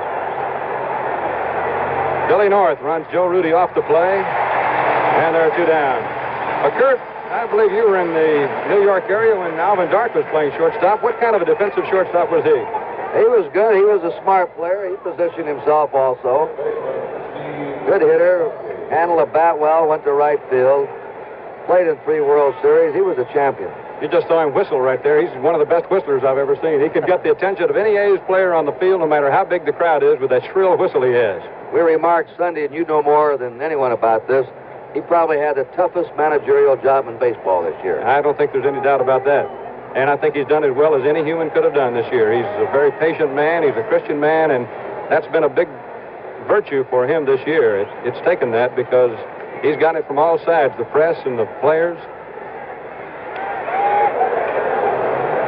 But he set out in spring training to get this team into the World Series, and here they are. Steve Garvey, the batter for the Dodgers. Here goes Lopes. And Garvey ran up on that ball, tried to hit behind him. And the right side of the infield was empty for him. Lopes goes back.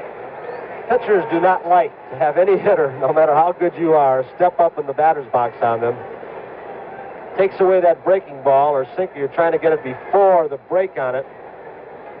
And I've known pitchers who've come inside after something like that. Yes, then he definitely went after Catfish that time. He took a couple of steps up there going after the ball. Got to be guessing where that ball is and guessing right. Drive foul off the right field side. Garvey hits the ball well the other way.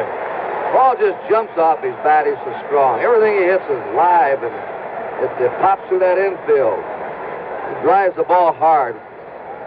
Davy Lopes, he's fast that he ran out from under 2 caps, his regular baseball cap, which he wears under his batting helmet. That's something the Dodgers started, I think, before anyone else, wearing those protective caps on the base paths. I think I recall Joe Garagiola during one of our games with the Dodgers. He brought that point up. Somebody had gotten hit by a thrown ball. mandatory in the American League now, is it in the National? I think it is. 2 strikes the count. Lope stole second on this count earlier tonight. Hunter's been going outside to Garvey, and the reason is obvious. He can pull the inside pitch right out of the ballpark, and Hunter doesn't want to have 2 runs against him real quickly. He came inside on him, and it's fouled off. Cat once in a while can muscle up and throw the ball by you. A lot of people underrate his fastball. The Carolina Cat. The A's feel to a man that if they have a big game to win and they hand the ball to him, they've got a better than average chance of winning. Pando is going the short route for the final out to Dick Green for the force play on Lopes, and the Dodgers don't score in the 6th. It remains Oakland 3, Dodgers nothing. Andy Messersmith pitches for the Dodgers tomorrow night. But before that, he'll be showing his bubblegum talents on the baseball world of Joe Garagiola.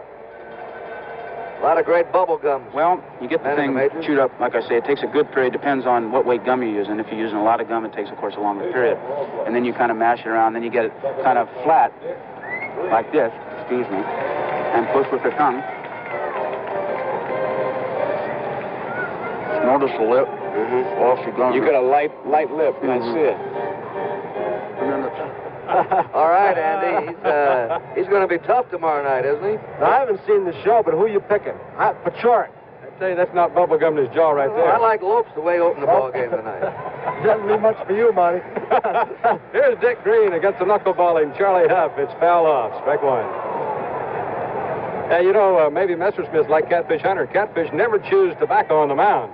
He chews bubblegum all the time, but the second he gets out of a game into the dressing room, he pokes his jaw full of tobacco. Inside, it's a ball, 1-1. And it looks as if Messersmith was enjoying something other than bubblegum in the dugout. There's the Catfish.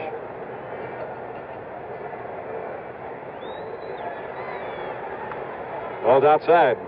The odd thing about the A's, since they've been in Oakland, they've usually had a better record on the road than they've had at home. But this year, the A's have been very tough at home. They've won 49 and lost only 32 at home. That was the best home record in the American League by any club. Green fouls this pitch away. The A's on the road this year were just 1 game over 500 at 41-40. The amazing thing about the Dodgers is they were just as good on the road as they were at home. They won 52 at home and 50 on the road. It's a great record.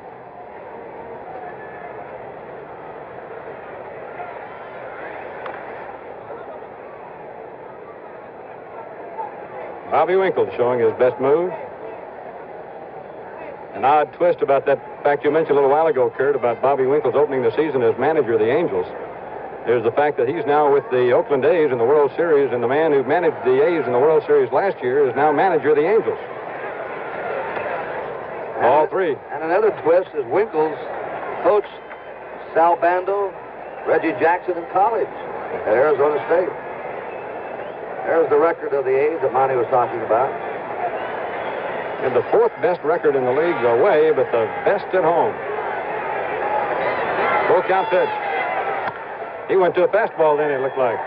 He doesn't want to walk Dick Green.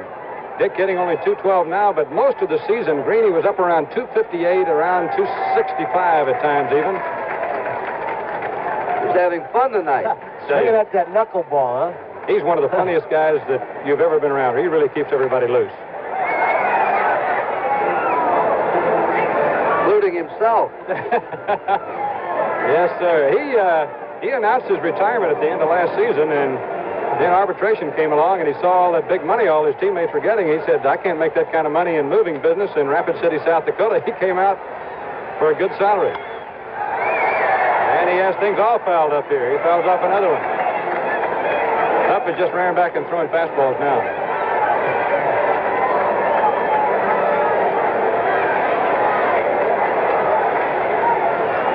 Throw him another knuckleball for a strike. He might break his back. Popped it up. The Penguin makes the catch. And there's 1 out, and that's pretty good pitching. You got 3-ball count on a batter who keeps fouling them off and fouling them off. The pressure's on the pitcher. He doesn't have any room to make any bad ones. Here's pitcher Catfish Hunter.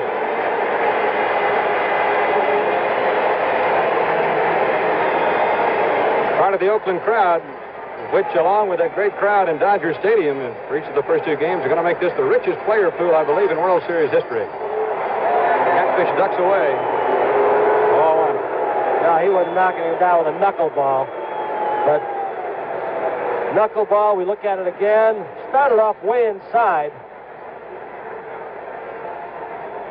Came back in, and you wonder why a catcher misses a lot of knuckleballs. It moves a lot, but another reason, that big glove, many times you put it right in front of your face and block your vision. Foul away, 1-1. You notice Ferguson doesn't give him a target either. He just holds the mid. He stays as loose as he can and up on his feet. He's ready to move either direction. Just trying to stay in the ballpark. Tell you a story about, you see him, we mentioned his finger out of the mid a moment ago. We'll tell you a story. Two of the Oakland A's players this year were hurt as a result of their fingers being out of the glove. Cat fouls it back. The only two I've ever heard of. I'm sure there have been others, but Joe Rudy came in and tried to shoestring a ball in left field, and he plays with his finger out of the glove and just he tried to shoestring it, and dragged it along the ground, just laid his left index finger right back up against his wrist. He struck him out. Good low knuckleball that time. There were two down. And Dick Green was the other Oakland player to be out of the lineup as a result of an injury with the finger out of the glove. He tagged a runner in Anaheim, and the runner's spikes came in. Dick tagged him with the back of the glove up and took about 18 stitches in his finger. Billy North in this situation against a knuckleballer may try and beat out a bunt. And then we may see those legs go to work on the base pass if he's successful, and Say's looking for it. The whole infield has come in several steps. Right, the first baseman back behind the bag, though. Strike call. Not that much of a surprise. North very rarely has dragged the ball, even though yesterday here in batting practice, see, there's a look at the infield. First sacker, Garvey's way back. North was working on drag bunting yesterday. 1-1. Good shot here how the National League umpire works. Left-hander up on the inside. This is a good one, too, Doug Harvey. It's a strike. Well, you could hear him, I believe, in our field microphone. That yell you heard was from Doug Harvey. The next one might have been from Billy North.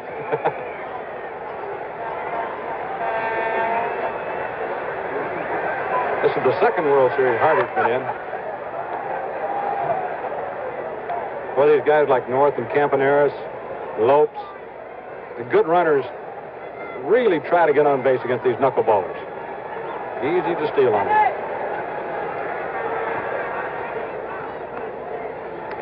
The speed of that knuckleball is very important.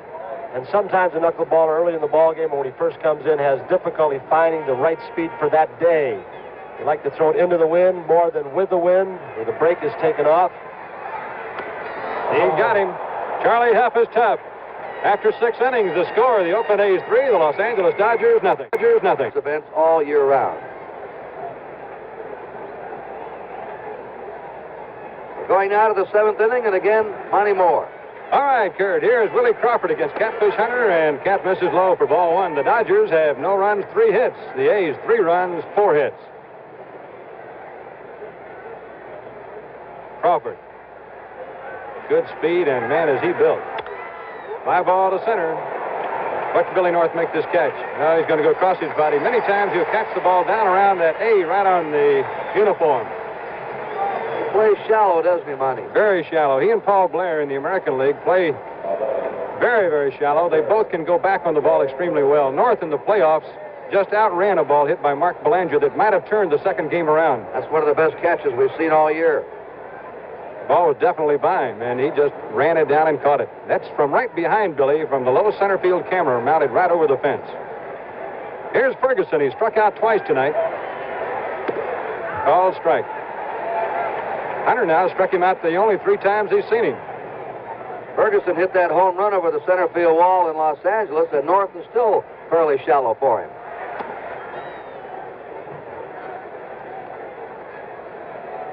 There's the camera. Right behind it, the A's slogan this year, once more in 74. And there's the shot from him. Ferguson fouls it off.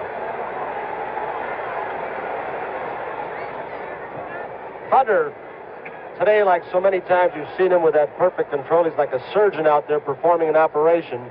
When he goes for the outside corner. If he misses away off the plate, not toward the center of the plate.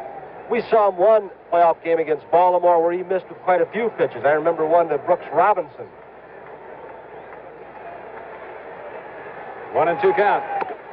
Oh, he busted that one. Missed high with it. They have an interesting banner out in left field. Catfish, say it ain't so. Yeah, I saw that. They're talking about, of course, the speculation that Catfish might leave the A's. Tried a breaking ball, then missed with it. It's 3 balls, 2 strikes. There it is. Catfish, say it ain't so. Charlie Finley says he won't leave. He'll be with him. Cat himself said yesterday, someone said, where do you think he'll be next year? He said, wearing green and gold, and who else in the major leagues has that color? He jammed him, and it's fouled off behind the plate. They decoyed Ferguson. Fosse set up down low and away. And he tapped that glove high and inside, and Catfish hit it.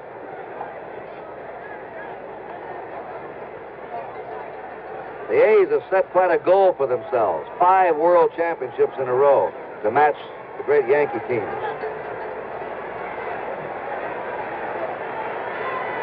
Three and 2 count. And he took a shot at that low outside corner of him. He had him 2 quick strikes and lost him, and that doesn't happen to Hunter too often.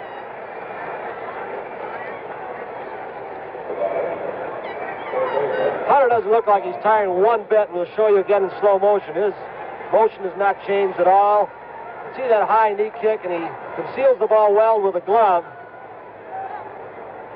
Always shooting the corner, always spotting the ball. Tony and Curt, I think there's Raleigh Fingers getting up in the bullpen. I think Jim Hunter's thrown fewer breaking balls tonight than any game I've seen him in a long time. He had one game toward the end where he threw almost all fastballs, but he usually throws a lot more breaking balls than tonight. He must feel he doesn't have a good one. Outside, either that or he feels he has an exceptionally good fastball.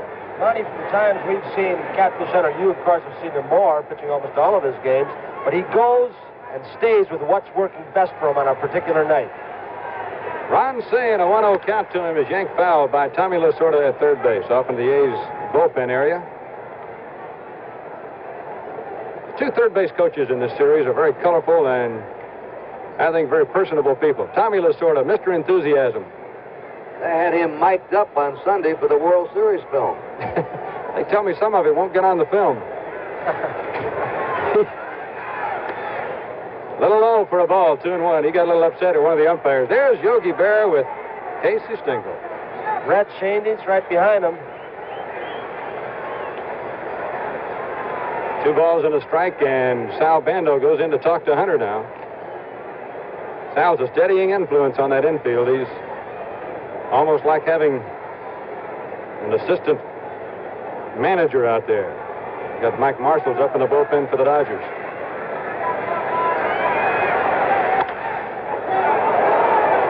Campy got manhandled on that little bouncer. He started to come in, and then he stopped on it. Tony, he looked as if he couldn't make up his mind whether to come after it or not. He got caught in between hops. You can see right there, and then he decided as it goes off the heel of his glove, just smother and get one. Green wisely does not throw as Fergie comes in hard.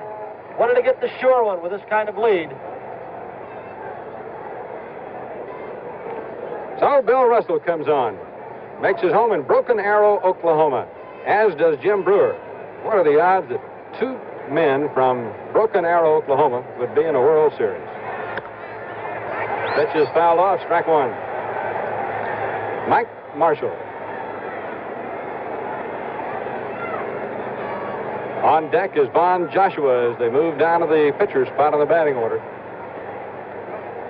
The Dodgers have an outstanding bench. There's a little looping base hit into left field. And the Dodgers now will bring the tying runner to the plate with 2 men on and 2 down in the 7th inning. Von Joshua comes up. And Bill Russell now is the only player who's hit safely in all 7 postseason games in the National League playoffs and in the World Series. Wes Stock, the pitching coach, who never makes the changes on the mound, goes out to talk to Catfish Hunter. And there might be another reason why Hunter hasn't thrown his breaking ball very much. He dropped that breaking ball right on the inside corner against a man down in the batting order that he ordinarily wouldn't be leaving one like they're on. I think Charlie Finley has been responsible for having some pretty good pitching coaches around. Bill Pozadell, who handled a lot of these kids. Wes Stock picked them up. I asked Dick Williams last year about Finley's baseball knowledge. He said it's very good, especially on pitching. Juan Joshua, left-handed batter with a .234 batting average for the Dodgers. He hit 1 home run this year and had 16 runs batted in. The last couple of years, the Dodgers have got excellent results from their pinch hitters off the bench. Fly ball left center field. It's going to take some running, but Rudy should get there. He's got it. And the Dodgers don't score again off the catfish. The score in the middle of the 7th inning, the A's 3, the Dodgers nothing. A's excellent coverage of the National Hockey League will be on for the 3rd year in a row. It will start January 5th.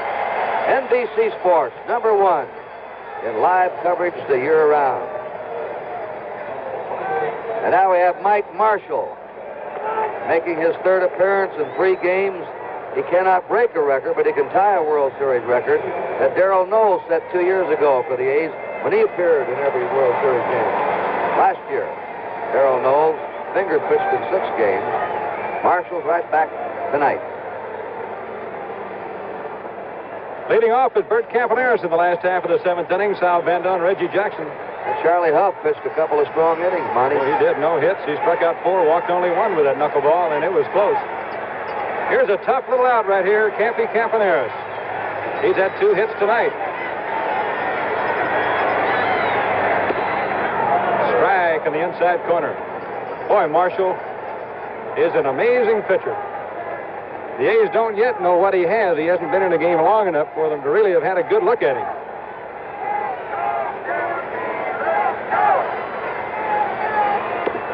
It's the screwball. They know he has one of those. A lot of the National Leaguers who've seen him often don't know what he has. Let's take a look at that screwball of Campy once again. And we've told you before, he has several different kinds. There you can see the one goes almost straight down. Back live again. Campaneris hits a grounder to Russell, and he throws him out. There's 1 away. Well, it's an off-speed pitch, and it goes down real well, and obviously he's mastered the art of keeping it down. Screwball pitchers that hang it letter high get hurt. Bando hit against him when Marshall was pitching with Seattle in his 1 year in the American League. Bando said Marshall was just starting to come up with that screwball that year. Bob Locker, a pitcher with the A's who's injured right now, has been disabled all year long, was with Marshall in Seattle, and he said he would really love to talk to Marshall now because they throw a lot of life. Locker throws kind of a twisting ball. Bando hits it to Ron Say on 2 hops, and he throws him out. Say has kind of a funny way of throwing that ball. He kind of pops his body right straight up as he throws. He throws more with his arm than anything else. A little waddle he has and everything he does. Look at the arm on Marshall. We've mentioned many times during the course of the year the number of appearances he's made, over 100 in the regular season. One of the reasons he has that kind of consistency, I think, is because he does not blow it down in the bullpen. He knows how to warm up properly. Here's Reggie Jackson. 2 out, 7th inning. Threw him a fastball, and Reggie hit it right over the bag. At first, it goes foul.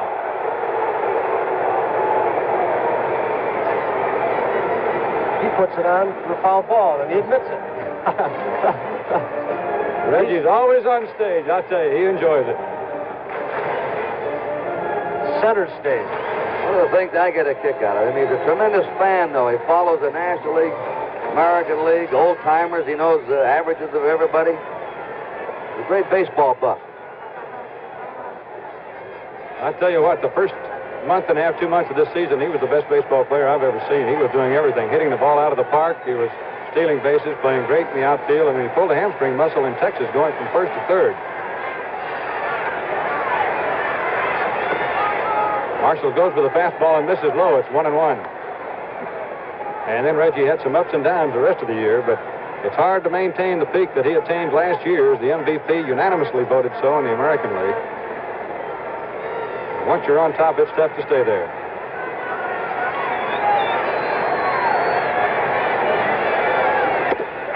Marshall blistered another fastball in there. It's 1-2.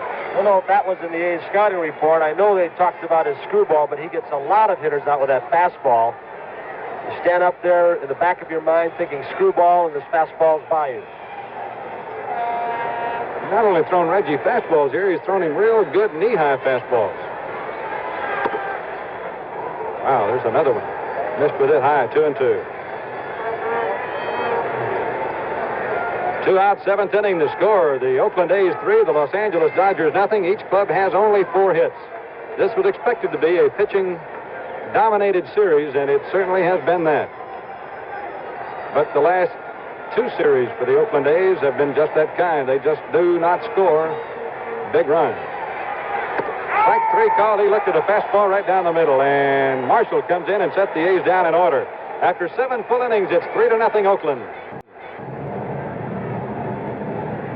Walter O'Malley, chairman of the board, the Los Angeles Dodgers, gets a welcome from the Oakland A's with a big message board. Oakland has a new right fielder now in the ball game.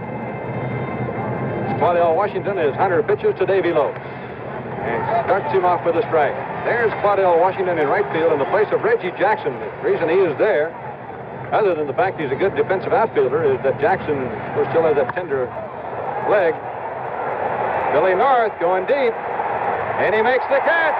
Boy, he can go back on the ball. He plays very shallow, and he just outruns deep drive. Well, we've heard that. The scouting report on North is he is not a good center fielder. Right here, he will disprove that. He might be inconsistent at times, but this was a very difficult play going almost straight back, as we see from that center field camera. A fine running catch by North, and he throws well, too, Monty. Yeah, I don't know who might have made a scouting report that he's a bad center fielder, because I've been watching. I've seen every game he's played over here, and he has given the A's a sensational job in center field. He has made some errors, some throwing errors, but he's not afraid to dive after the ball. He's not afraid to climb the wall. He's just been a very, very fine center fielder for Oakland. The thing about it is he's playing a good center field late in the year when he was not hitting, so he hasn't gotten down on himself defensively. They're getting something off the outfield, but Hunter's been stung here. Had a single and a long fly by Joshua in the 7th. Now this long drive by Lopes in the 8th. And, Curt, that was off a high-hanging slider right there, too. That's the kind that get hit out of the ballpark, and immediately Riley Fingers started pumping harder out in the Oakland bullpen. He's joined there by a left-hander, Paul Lindblad. The catfish starts coming up. They start getting him out of there, usually. Here's Billy Buckner. Hunter tried to show everybody with that fastball. He still has some zip left on it. He's been almost without a breaking ball tonight, though. I'd be interested in hearing what he has to say after the game, but watching from here, it's looked as if he's almost been without one. There's a long drive to right. Claudel Washington can't get that one. It is gone.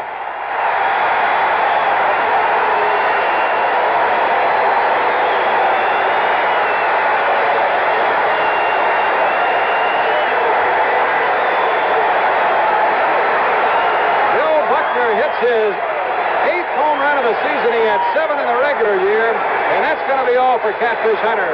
That 2 balls in a row really drilled. He's called for the right-hander, Riley Fingers. Catfish started dropping that arm down a little bit, coming more from the side. Fastball may have straightened out, and we will once again not have a complete game for 16-7. How many is that? 17 consecutive World Series games. No starters as he goes out.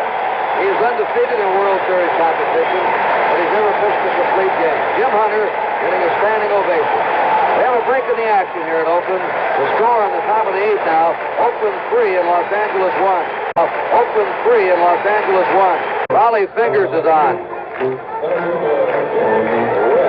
Let's take a look and see this last home run. You can see Fossey, the catcher, setting up down low and away. Look where it goes, almost right down the middle. Maybe a little bit the outside part of the plate, but higher than most pitches Hunter has thrown today. Jimmy Wynn, the first man that Riley Fingers faces. Wynn tagged him for a home run in the first game of the series. Fingers, the high fastball missing. That's Peter O'Malley. He's the president of the Dodgers. Trained on the low minor leagues on up to the big job, which he's doing a very capable job of. Fingers misses again. It's 2 balls and no strikes. It's 3-1. You know that in the last 16 World Series games the A's have played, in 72, 73, and the first 2 games this year, the A's have scored more than 3 runs only 3 times. And they lost 2 of those ball games. They outscored in both the Cincinnati and Mets series and won both series. Wynn had a good cut. It's 2-1. That brings up an interesting observation. I asked Steve Garvey about his impression of the A's tonight, and he said they don't get many hits, but they're winners. They know how to win. Jimmy Wynn's wife taking a look. Fingers gets one by him, a foul tip, 2 balls, 2 strikes. And then Sal Bando said about the Dodgers, a very fine team. I'm surprised they play with such poise at 24, 25 years of age. They're where we were 2 or 3 years ago. They're on their way. 2-2 to Jimmy Wynn. Ground ball right side. That's a base hit. That was on a good pitch. Fingers got that ball probably within an inch or 2 of exactly where he wanted it. And, Monty, as we started this inning, you mentioned the defensive replacement in right field, Cardell Washington, and he is going to be a good player. But I've got to wonder, as the Dodgers creep closer, about taking Reggie Jackson's bat out of the lineup in case this game gets tied up. Well, here's a man who could tie it up with one swing of the bat. The Dodgers' top RBI man, Steve Garvey. He's 1 for 3 tonight. 1 out, 1 run in. Sal Bando's guarding the line at third, so they're giving Garvey a little ground to his left.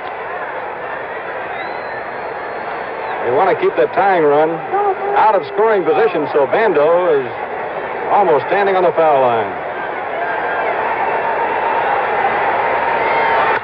Drive to Green. They throw back to first. Double play. And that's all for the Dodgers here in the 8th inning. The score, Oakland 3, Los Angeles 1. Well, pitching, defense, and especially defensive positioning. And that's what Dick Green did. A couple of balls hit like shots, but he was right there, and he got rid of the ball very quickly to get the fleet foot of Jimmy Wynn. So it's 3-1 here at the Oakland Coliseum as we go to the last half of inning number 8. Double play the Dodgers have hit into tonight with a vicious line drive. This is Wynn. There's Green in the corner of your picture. Look at that snap throw. Underhand sweep snap, and he's got him. Very quick reactions by Dick Green. There's Greeny in the dugout. It had to be, too, because he actually had his head down and was making sure he had the ball before he threw it. Wynn did his best to get back, made a headlong dive, but the ball just nailed him. Here's Joe Rudy against Mike Marshall. Rudy's had 2 hits off Marshall so far in the World Series. He doesn't this time. Max Spears a comebacker and throws him out. Old shortstop, Mike Marshall. About 4 years in the Tiger chain. Said he had to quit that position because his back bothered him, bending down so much. Good thing he didn't learn kinesiology about the back before now. Here's Gene Tennis, the A's first baseman, 1 out, 8th inning. It's 3-1. Oakland over the Dodgers, Game 3 of the 1974 World Series. Like a curveball then, strike call. Well, the Dodgers have hit some shots tonight to have only 1 run.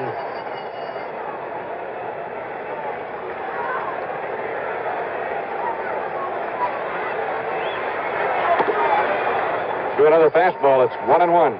Bonnie, the pitch prior to this last one, the one you said looked like a curveball, that's that crazy screwball that breaks away, which sounds impossible, but not so, from the right-handed hitter. Tennis drives it to left. Base hit. Buckner gets it back into the infield. With 1 out, there's 1 on for the A's in the last half of inning number 8. Ray Fosse is the batter for the Oakland A's, and we're going to have a pinch runner now.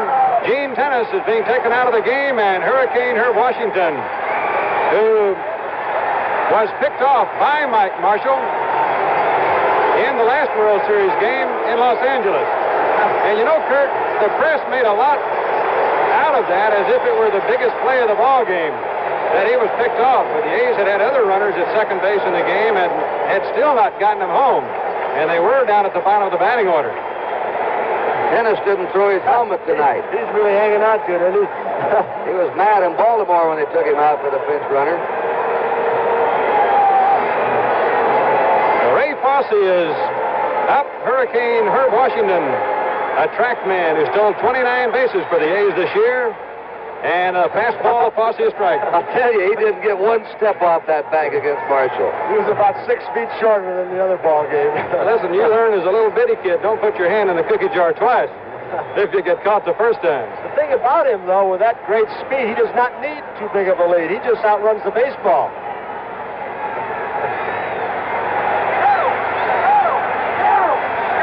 Fosse pops it up. Right out behind second base. If they're smart, they'll let that ball drop and get Washington off. They're not going to do it.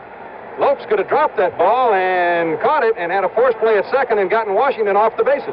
Somebody had a gag around the batting cage tonight. What was the president going to speak about? And they said the pickoff play, the first base. Well, I got to hand it to Herb Washington. He's been a good-natured guy. He's taken a lot of ribbing from his own teammates, but he's really fit in well with the ball club. They, after realizing that he was going to be around, all tried to help the guy, and I tell you, he can dish it right back. And when he felt part of the team, he started doing just that. And with 2 outs, I think they're going to let him take a shot at it. Get in scoring position for Green. Ronnie, how many times this year when he was picked off, did he make it successfully to second base? Well, the A's had a play with left-hand pitcher where 8 times he was picked off. He tried to get picked off and just kept going to second. He made it 8 times. Pitches high for a ball, particularly with a left-hand pitcher and a right-handed throwing first baseman who would have to make a little pivot. Herb would get off about 16 or 17 feet right out in there, just keep going and make the pitcher raise his foot up. And the second the pitcher would put the foot up, he's gone to second base, and it takes a good throw to get him. Let me get your verdict. Did he help this ball club or not? Well, I think he did, Curt, because he was the 25th man on a 25-man roster. There he goes. Green swings and hits it to left field deep. There are 2 down, and Herbie's stopping at second base. He doesn't know how many are out. And this is what they talk about, not having the baseball sense. He could have been going and should have been going with 2 down, but he stopped at second. After 8 innings, the score 3-1 Oakland. Well, the A's have a new first baseman. He's Jim Holt, acquired from the Minnesota Twins a little after midseason by the A's. So it's up to Raleigh Fingers now. He'll have Crawford, Ferguson, and Say in the top half of the 9th inning.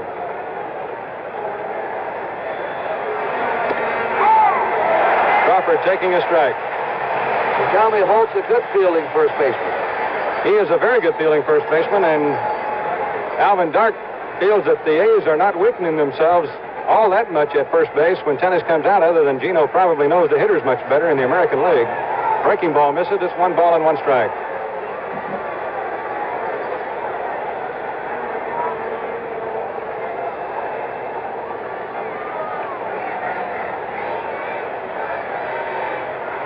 There's a drive deep right center. Billy North not going to get to that one. It is gone. A home run for Willie Crawford.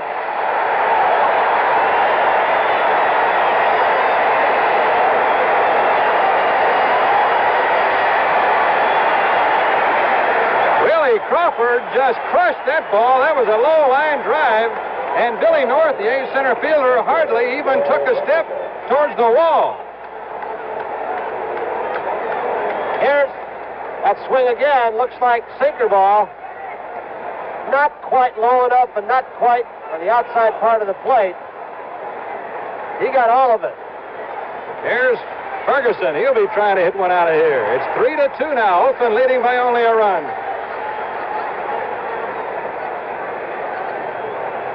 Three to two, 3 in a row. This was not over yet, though. Finger slider misses outside. It's a ball and a strike. The Dodgers have out-hit the A's 7-5. Breaking ball again. 2-1 to Ferguson, and Alvin Dark got to be having some anxious moments now. Walter Alston, realizing what a big game this one is. Dave Yeager with the glasses. Doesn't seem to be too rattled. He's smiling. Bouncing ball to short. Campaneris drops the ball. Didn't get him.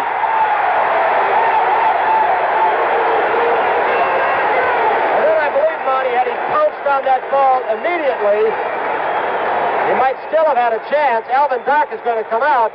Campy, who played so brilliantly in the World Series last year, along with Buddy Harrelson, has had problems. A little shakier this year is second error. These have been odd games. They rock along with not much action, but the ninth innings have all been exciting every game. Let's look at it again. Ferguson running. He does not run well. He took his time going down after it, and then he realized, hey, that's a slow runner. Take a look at it from another angle, too. This is from behind Campaneris. It came right back up to him, sort of. That's where he took his time, Monty. They're going to have a pinch runner for Ferguson now. Dodgers with a good bench. Rick Auerbach is going to come out. I think that may be one of the stronger points of the two teams. The Dodgers with a little edge off the bench. Well, in a similar situation over in Los Angeles the other day, the A's did not bunt. Do you think the Dodgers will here? Or will they try to play to win on the road? I think I got to let Shea take a crack at it. Jones, the left-hander, Odom, the right-hander. Nobody down in the ninth inning. They're changing something now as Shea steps out. There's Zahn, and let's take a look at where Bando is at third base. Almost on the line, even with the bag, if we get a shot. Shea squared the bunt, but took it low, ball one. Watch Bando cover that line now. First two games of a World Series were played in fairly relaxed mood, but now it's almost like the playoff championship series. It's best 3 out of 5 from here on in.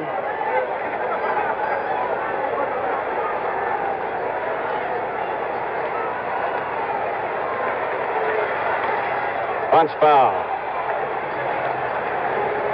1 ball, 1 strike. And these 3 games are going back to first. The Dodgers now have out-hit the A's 24-17.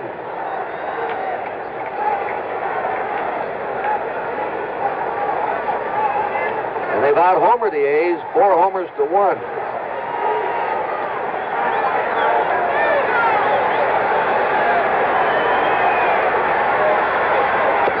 Breaking ball, he takes a look at a strike. That was the one to bunt, too. It wasn't that hard fastball. Breaking ball a little bit easier most of the time as we look at Tommy Lasorda. Here the A's will more than likely loosen up a little bit now with 2 strikes on Shea. Bando's back maybe 3 or 4 more steps. He struck him out. Fingers, after that breaking ball for strike 2, came in with a very live fastball and out away from Ron Shea. So there's 1 out in the ninth inning. The batter is Russell, the shortstop, who's had 1 base hit. Dodgers have a pinch hitter on deck. One of many they have who can hit. That's Manny Mota. Now they're standing on the Oakland A's dugout steps. Jackson moving Claudell Washington in more shallow in right field. Sal Bando asked for time from the umpire. Sal can't get Claudell Washington's attention. Everybody in the ballpark, I think, knows they're trying to get hold of him but him.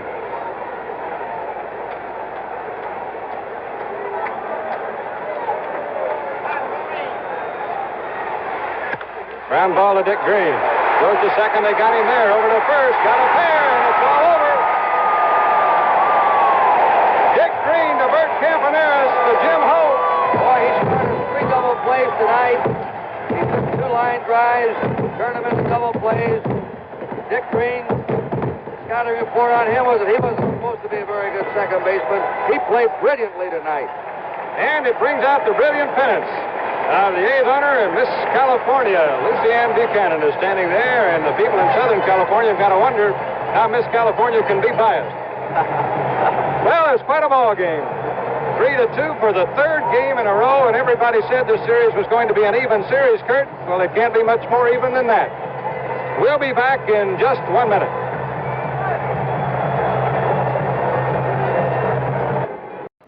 Nelson Rockefeller's gone on the offensive to gain the vice presidency, and in Wisconsin, an angry and grisly protest. Farmers destroying calves.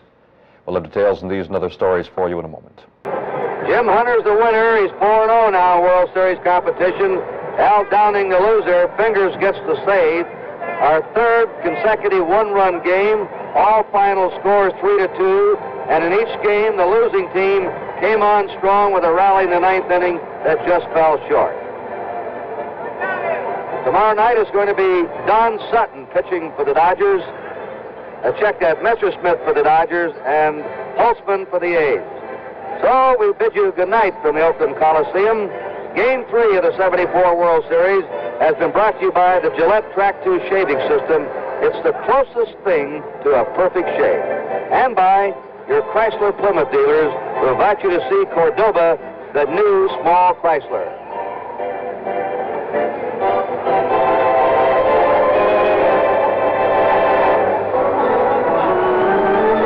Tomorrow night, World Series game number 4 from Oakland, preceded by the baseball world of Joe Garagiola, right here on NBC.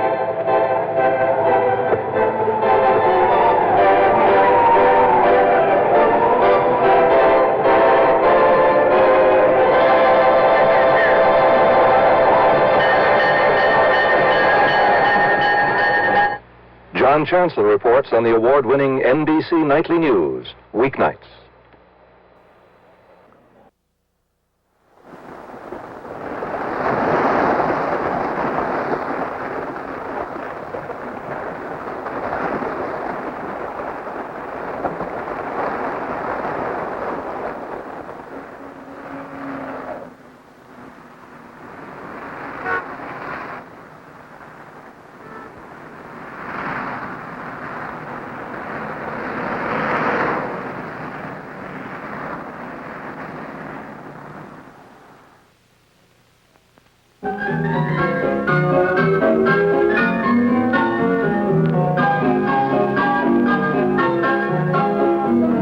I guess the man to throw out the first ball properly would be Horace Greeley, but he's not here.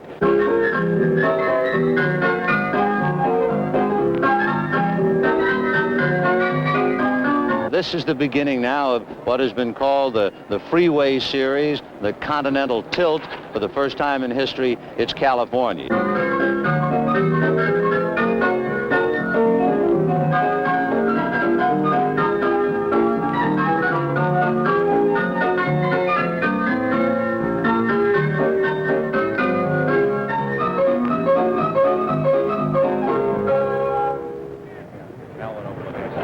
Jackson play today? Hopefully. Reggie, what percent are you? I don't really know, Ron. I feel 85 or so. Unless he tells me he cannot go 98%, then he's going to be in the lineup. You will definitely play. Unless Charlie calls and says I can.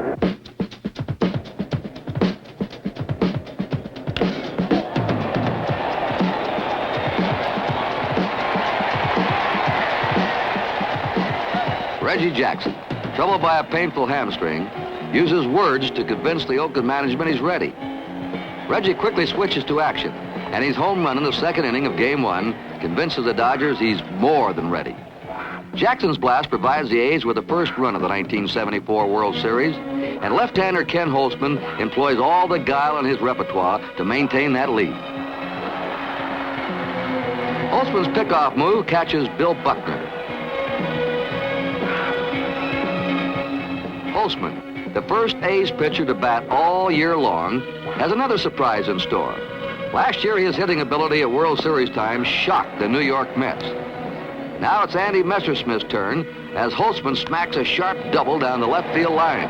Holtzman moves to third on a wild pitch, and Bert Campaneris gets the suicide squeeze sign from third base coach Bobby Winkles. Campy's bunt is letter perfect, and the A's lead 2-0.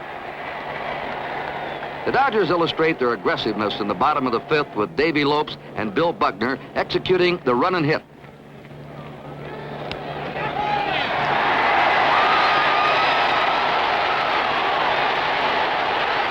Lopes scores all the way from first, and the Dodgers are on the scoreboard.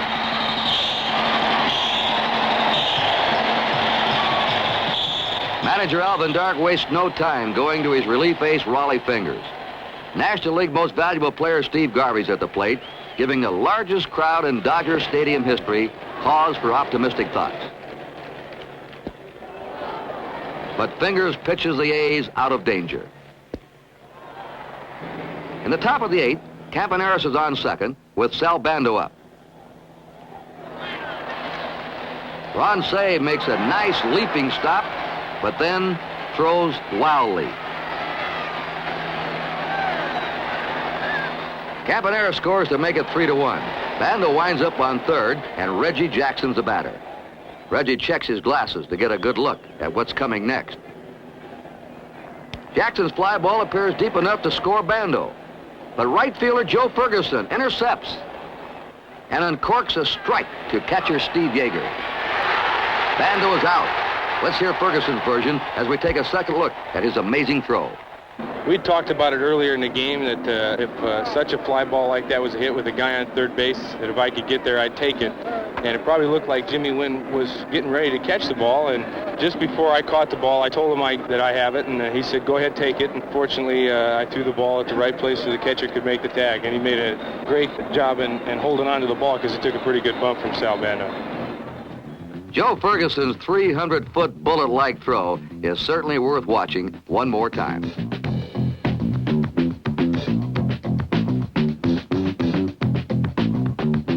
Ferguson's incredible heroics keep the Dodgers' deficit of 2 runs going into the bottom of the 9th. With 2 men out, Jim Wynn represents the final Los Angeles hope.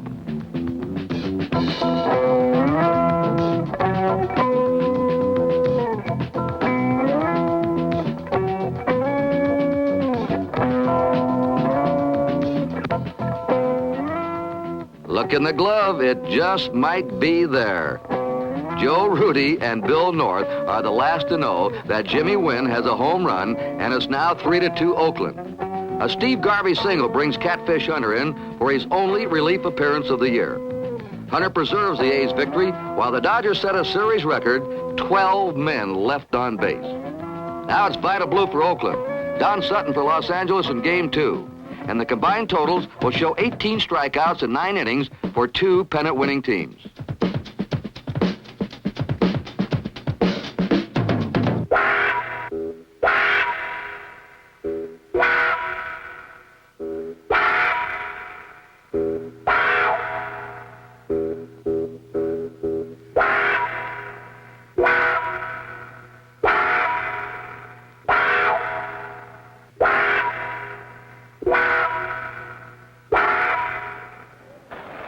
With Ron Say on first and 1 out, Dodger third base coach Tom Lasorda flashes a set of signs to Bill Russell.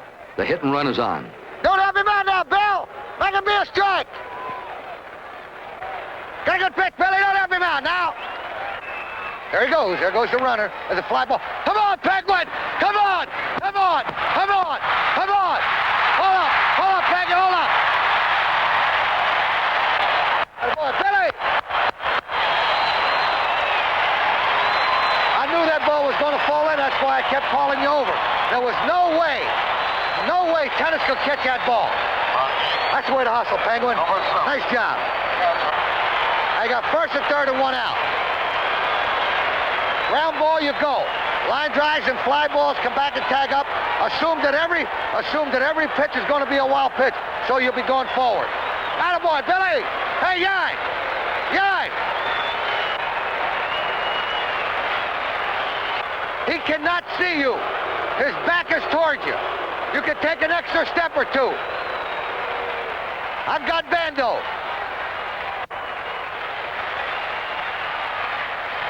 Go ahead! Yeah!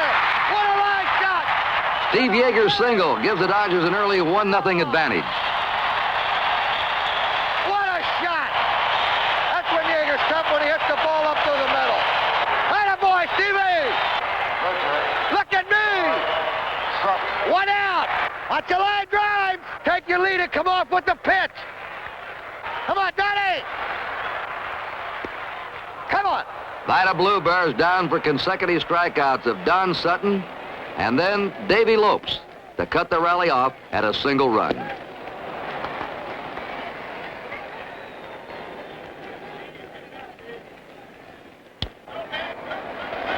Steve Garvey legs out a bouncer up the middle in the bottom of the 6th.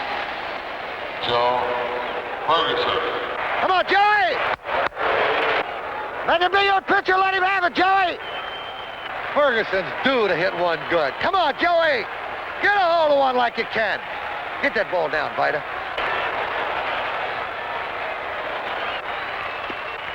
Oh-ho! High changeup. Looking at the skip. There's nothing on. No hit and run or anything. Get a good pitch now, Joey! Oh, get on it! Get on, ball! Get gone! Oh, yeah! It's a home run! I told you! Oh, yeah! There it is! Oh, Fergie! I knew he was due! Oh, yeah! I called that shot, Joey! I called it! Oh, yeah! What a shot! What a blast! I told you, Blue gets the ball down. Fergie will hit it right on over the center field wall. Oh, yes! What a big home run that was! Sutton protects his 3-0 lead into the 8th. When the A's mount their first serious threat with the bases loaded, 1 out, and Bill North at the plate. Russell makes the force himself. Fires to Garvey. Double play.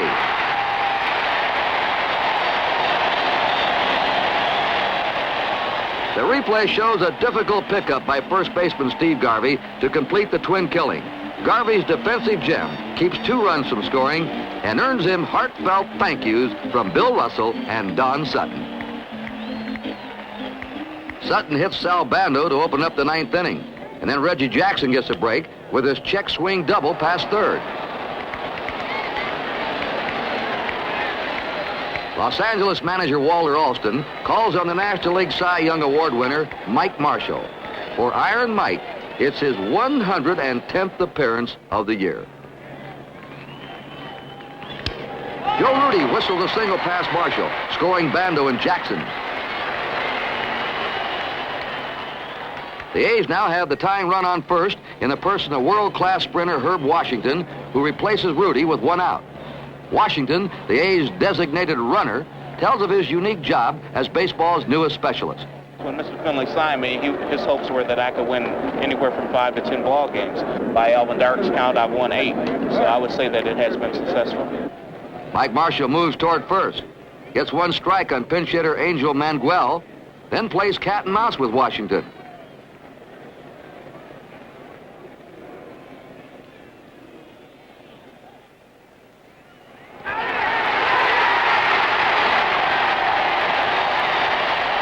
Marshall succeeds with a vital pickoff. And here's the replay with Herb Washington commenting on the action.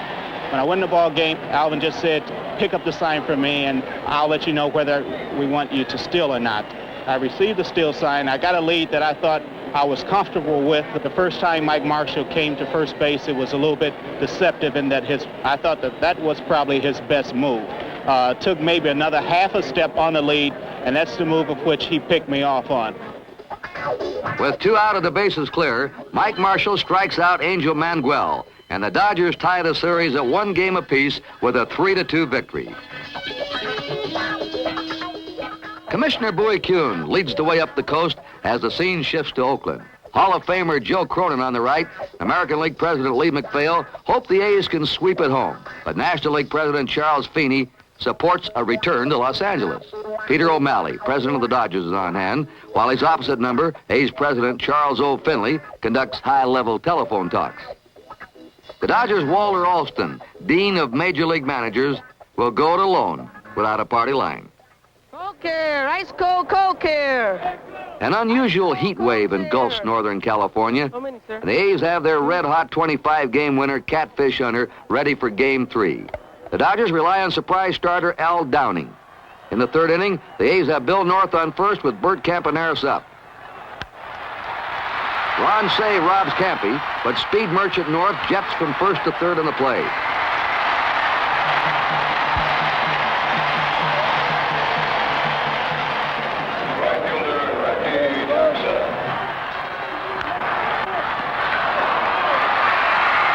Joe Ferguson's bobble allows North to register the first run of the night.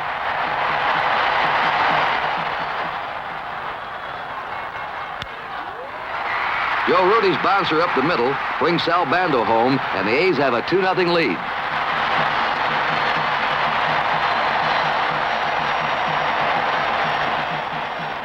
With Dick Green on second and 2 down in the fourth, Campaneris measures an Al Downing curveball, and the A's gain a 3-run advantage.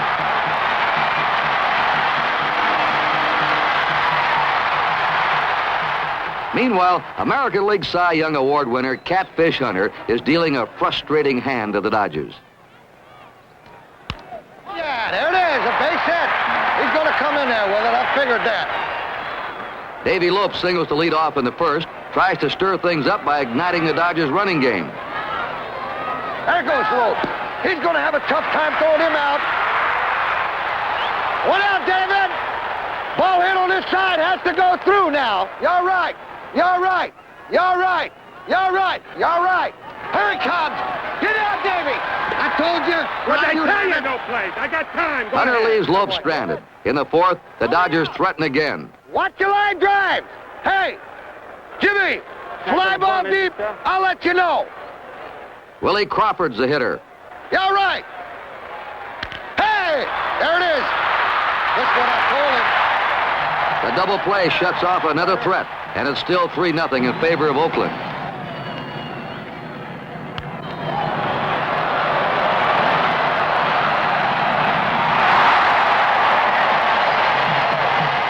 Bill North's fine running catch continues to nullify Los Angeles' efforts, while Tom Lasorda finally finds an audience in umpire Ron Luciano. I'm telling you that we got to get up on a plate. That's the only way you're going to hit up that guy. And dare him to come inside. I know he can pinpoint as well as anybody in our league. Great. Not better. Tremendous. Billy Buck, he's got to start hitting like he can. We need his bat. Get on the base, Billy! Get out of here! Hit the ball! Get out of here! Oh, yeah! It's out of here! Billy Buck's starting to swing that bat now. Attaboy, Billy! Way to hit that ball! Billy Bucker's home run ruins Hunter's shutout hopes and signals his immediate departure as the A's rush Raleigh Fingers into action.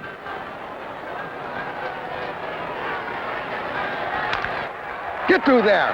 Get through there! Yeah! Jimmy Wynn greets Fingers with a single. We're back in business now. We got that tying run at the plate again. Will you stop talking to yourself? And that's not too bad, Ron. That's when I start answering myself that you're really in trouble in this game. Come on, Stevie, keep us going now. Hey, go down, let's go. Keep us going. We're looking for the big ball. We're looking for the home run here. Oh, the shot! Red and green! Another good play! Jimmy Wynn's emotions epitomize the Dodgers' frustrations. In the bottom of the eighth, Herb Washington gets a chance to redeem himself, running for Gene Tennis. He takes no chances this time, but as Dick Green lifts a fly ball to left with 2 out, Washington inexplicably holds up at second. What do you think about designated runner? Like it? We don't like it, no. How about the hitter? The hitter? Designated hitter. Oh, I said we don't like the designated hitter. Or runner? No. You're going to adapt the hitter pretty soon. No, we won't. Have to. No, we won't. Works too well. No, it doesn't. Does too. Look at our league. We don't need... Why? Where did it work? Worked all over. Ah, Merv, give us a start. Let's go. Ah, good hitter. Come on. Willie Crawford leads off in the ninth. Get in there. Oh, he hit it a ton. He hit it a ton. It's out of here. Yeah. He hit it a ton. Attaboy, Murph. I don't want to go, Murph. Crawford's home run pulls the Dodgers to within 1 at 3-2. Fingers faces Bill Russell now with 1 out and the potential tying run at first. Dick Green's flawless fielding triggers his 3rd double play of the night, and the A's lead the series 2-1. The final score, 3-2, duplicates the first 2 contests. Ken Holtzman's back on the mound in game number 4, and he has the Dodgers under his spell.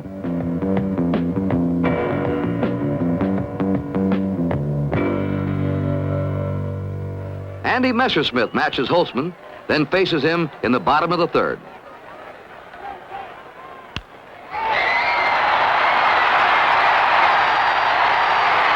Who needs a designated hitter? Holtzman has 4 World Series hits in 2 years, and they're all for extra bases. 3 doubles, and now a home run, giving him a 1-0 margin to work with.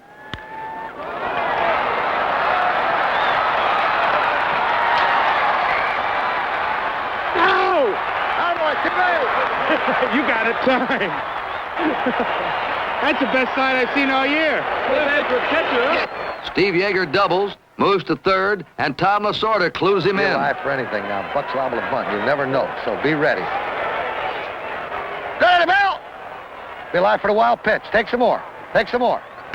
Attaboy, Buck! Buckner's 2-out bunt attempt fails to fool Holtzman, and the Dodgers remain scoreless. But Steve Garvey's single, plus a walk to Joe Ferguson, provides another threat in the 4th. Bill Russell's up with 2 out.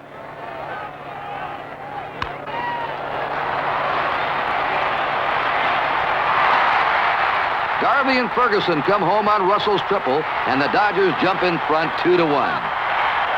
The way to hit that ball, buddy. When you came to the plate, there's no way he's going to get you out. He may have struck Say out, but he will not get Russell out. Because I believe that you can hit this left-hander. Bill North draws a walk to lead off the Oakland 6th. Messersmith's pickoff attempt gets past Garvey, and North moves up to second on the pitcher's error.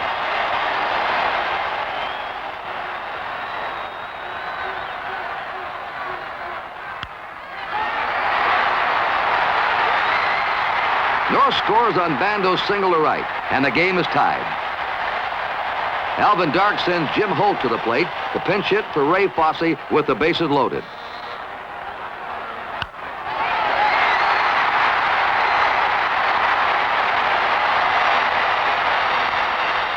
Holt's single knocks in 2 Oakland runs, and the A's are back in front 4-2. The Dodgers disagree. Steve Yeager's of the opinion that Reggie Jackson was out. The replay reveals that umpire Don Denkinger made the correct call. Yeager's late applying the tag, and Jackson's slide carries him safely home with a 4th Oakland tally.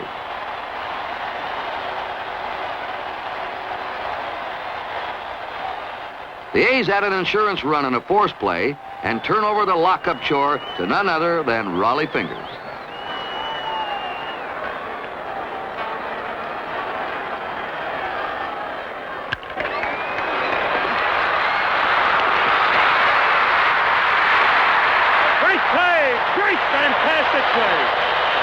Here's a second look as Dick Green makes a spectacular play to initiate a game-ending double play. Green's acrobatic fielding has foiled the Dodgers all series long, and the A's now are just 1 victory away from their 3rd consecutive championship, a feat accomplished by only one previous organization, the New York Yankees. Don Sutton surrenders a leadoff single to Campaneris in the 1st inning of Game 5. Campy's forced at second, but Bill North outraces the relay. North's off and running.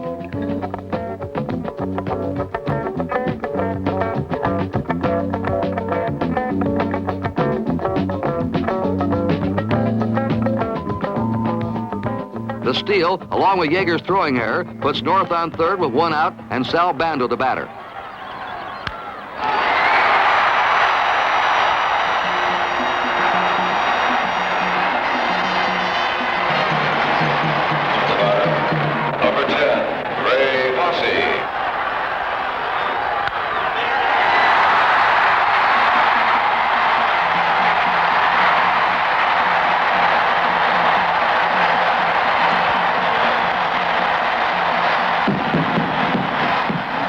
Ray Fosse's solo home run makes the score 2-0 Oakland. Vida Blue coasts into the 6th inning with a 2-hit shutout.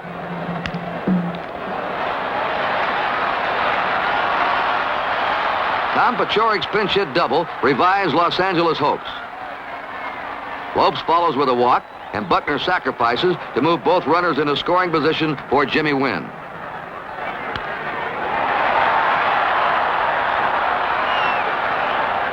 Wynn's sacrifice fly scores Pachorik, and the A's lead now is cut in half.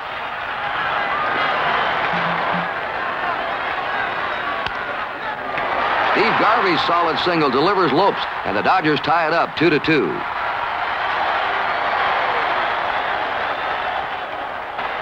The A's turn at bat in the bottom of the 7th is delayed by a fan's disturbance in the outfield. Pitcher Mike Marshall vacates the mound to join in the discussion, but refuses the opportunity for a few extra warm-up tosses when play resumes. With Joe Rudy at the plate, Marshall says he's ready, and Rudy guesses fastball.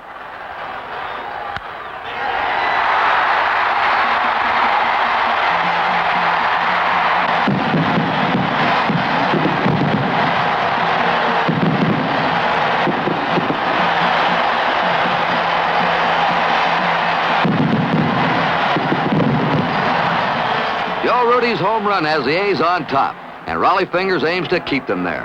Fingers faces Billy Buckner, the Dodgers' leadoff man in the 8th.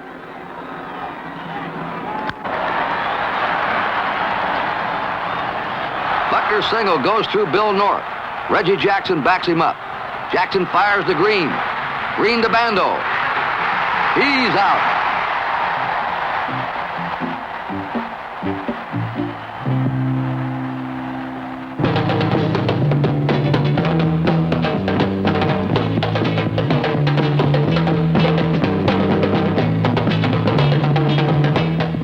The replay as a perfect relay effort from Jackson to Green to Bando turns Bill Buckner's gamble into a losing proposition for Los Angeles. Instead of having a man in scoring position with nobody out, the Dodgers' 8th inning threat is silenced.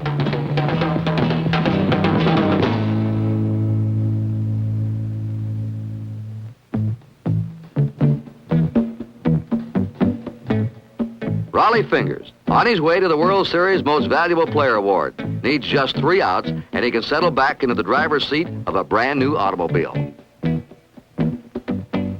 Ron Say flies out to the edge of the warning track, and Fingers breathes a sigh of relief. Willie Crawford pops up to Dick Green for the 2nd out. Von Joshua represents the Dodgers' last chance. Rollie Fingers wraps it up, and the Oakland Coliseum explodes into ecstasy as the Oakland A's capture their 3rd successive World Championship.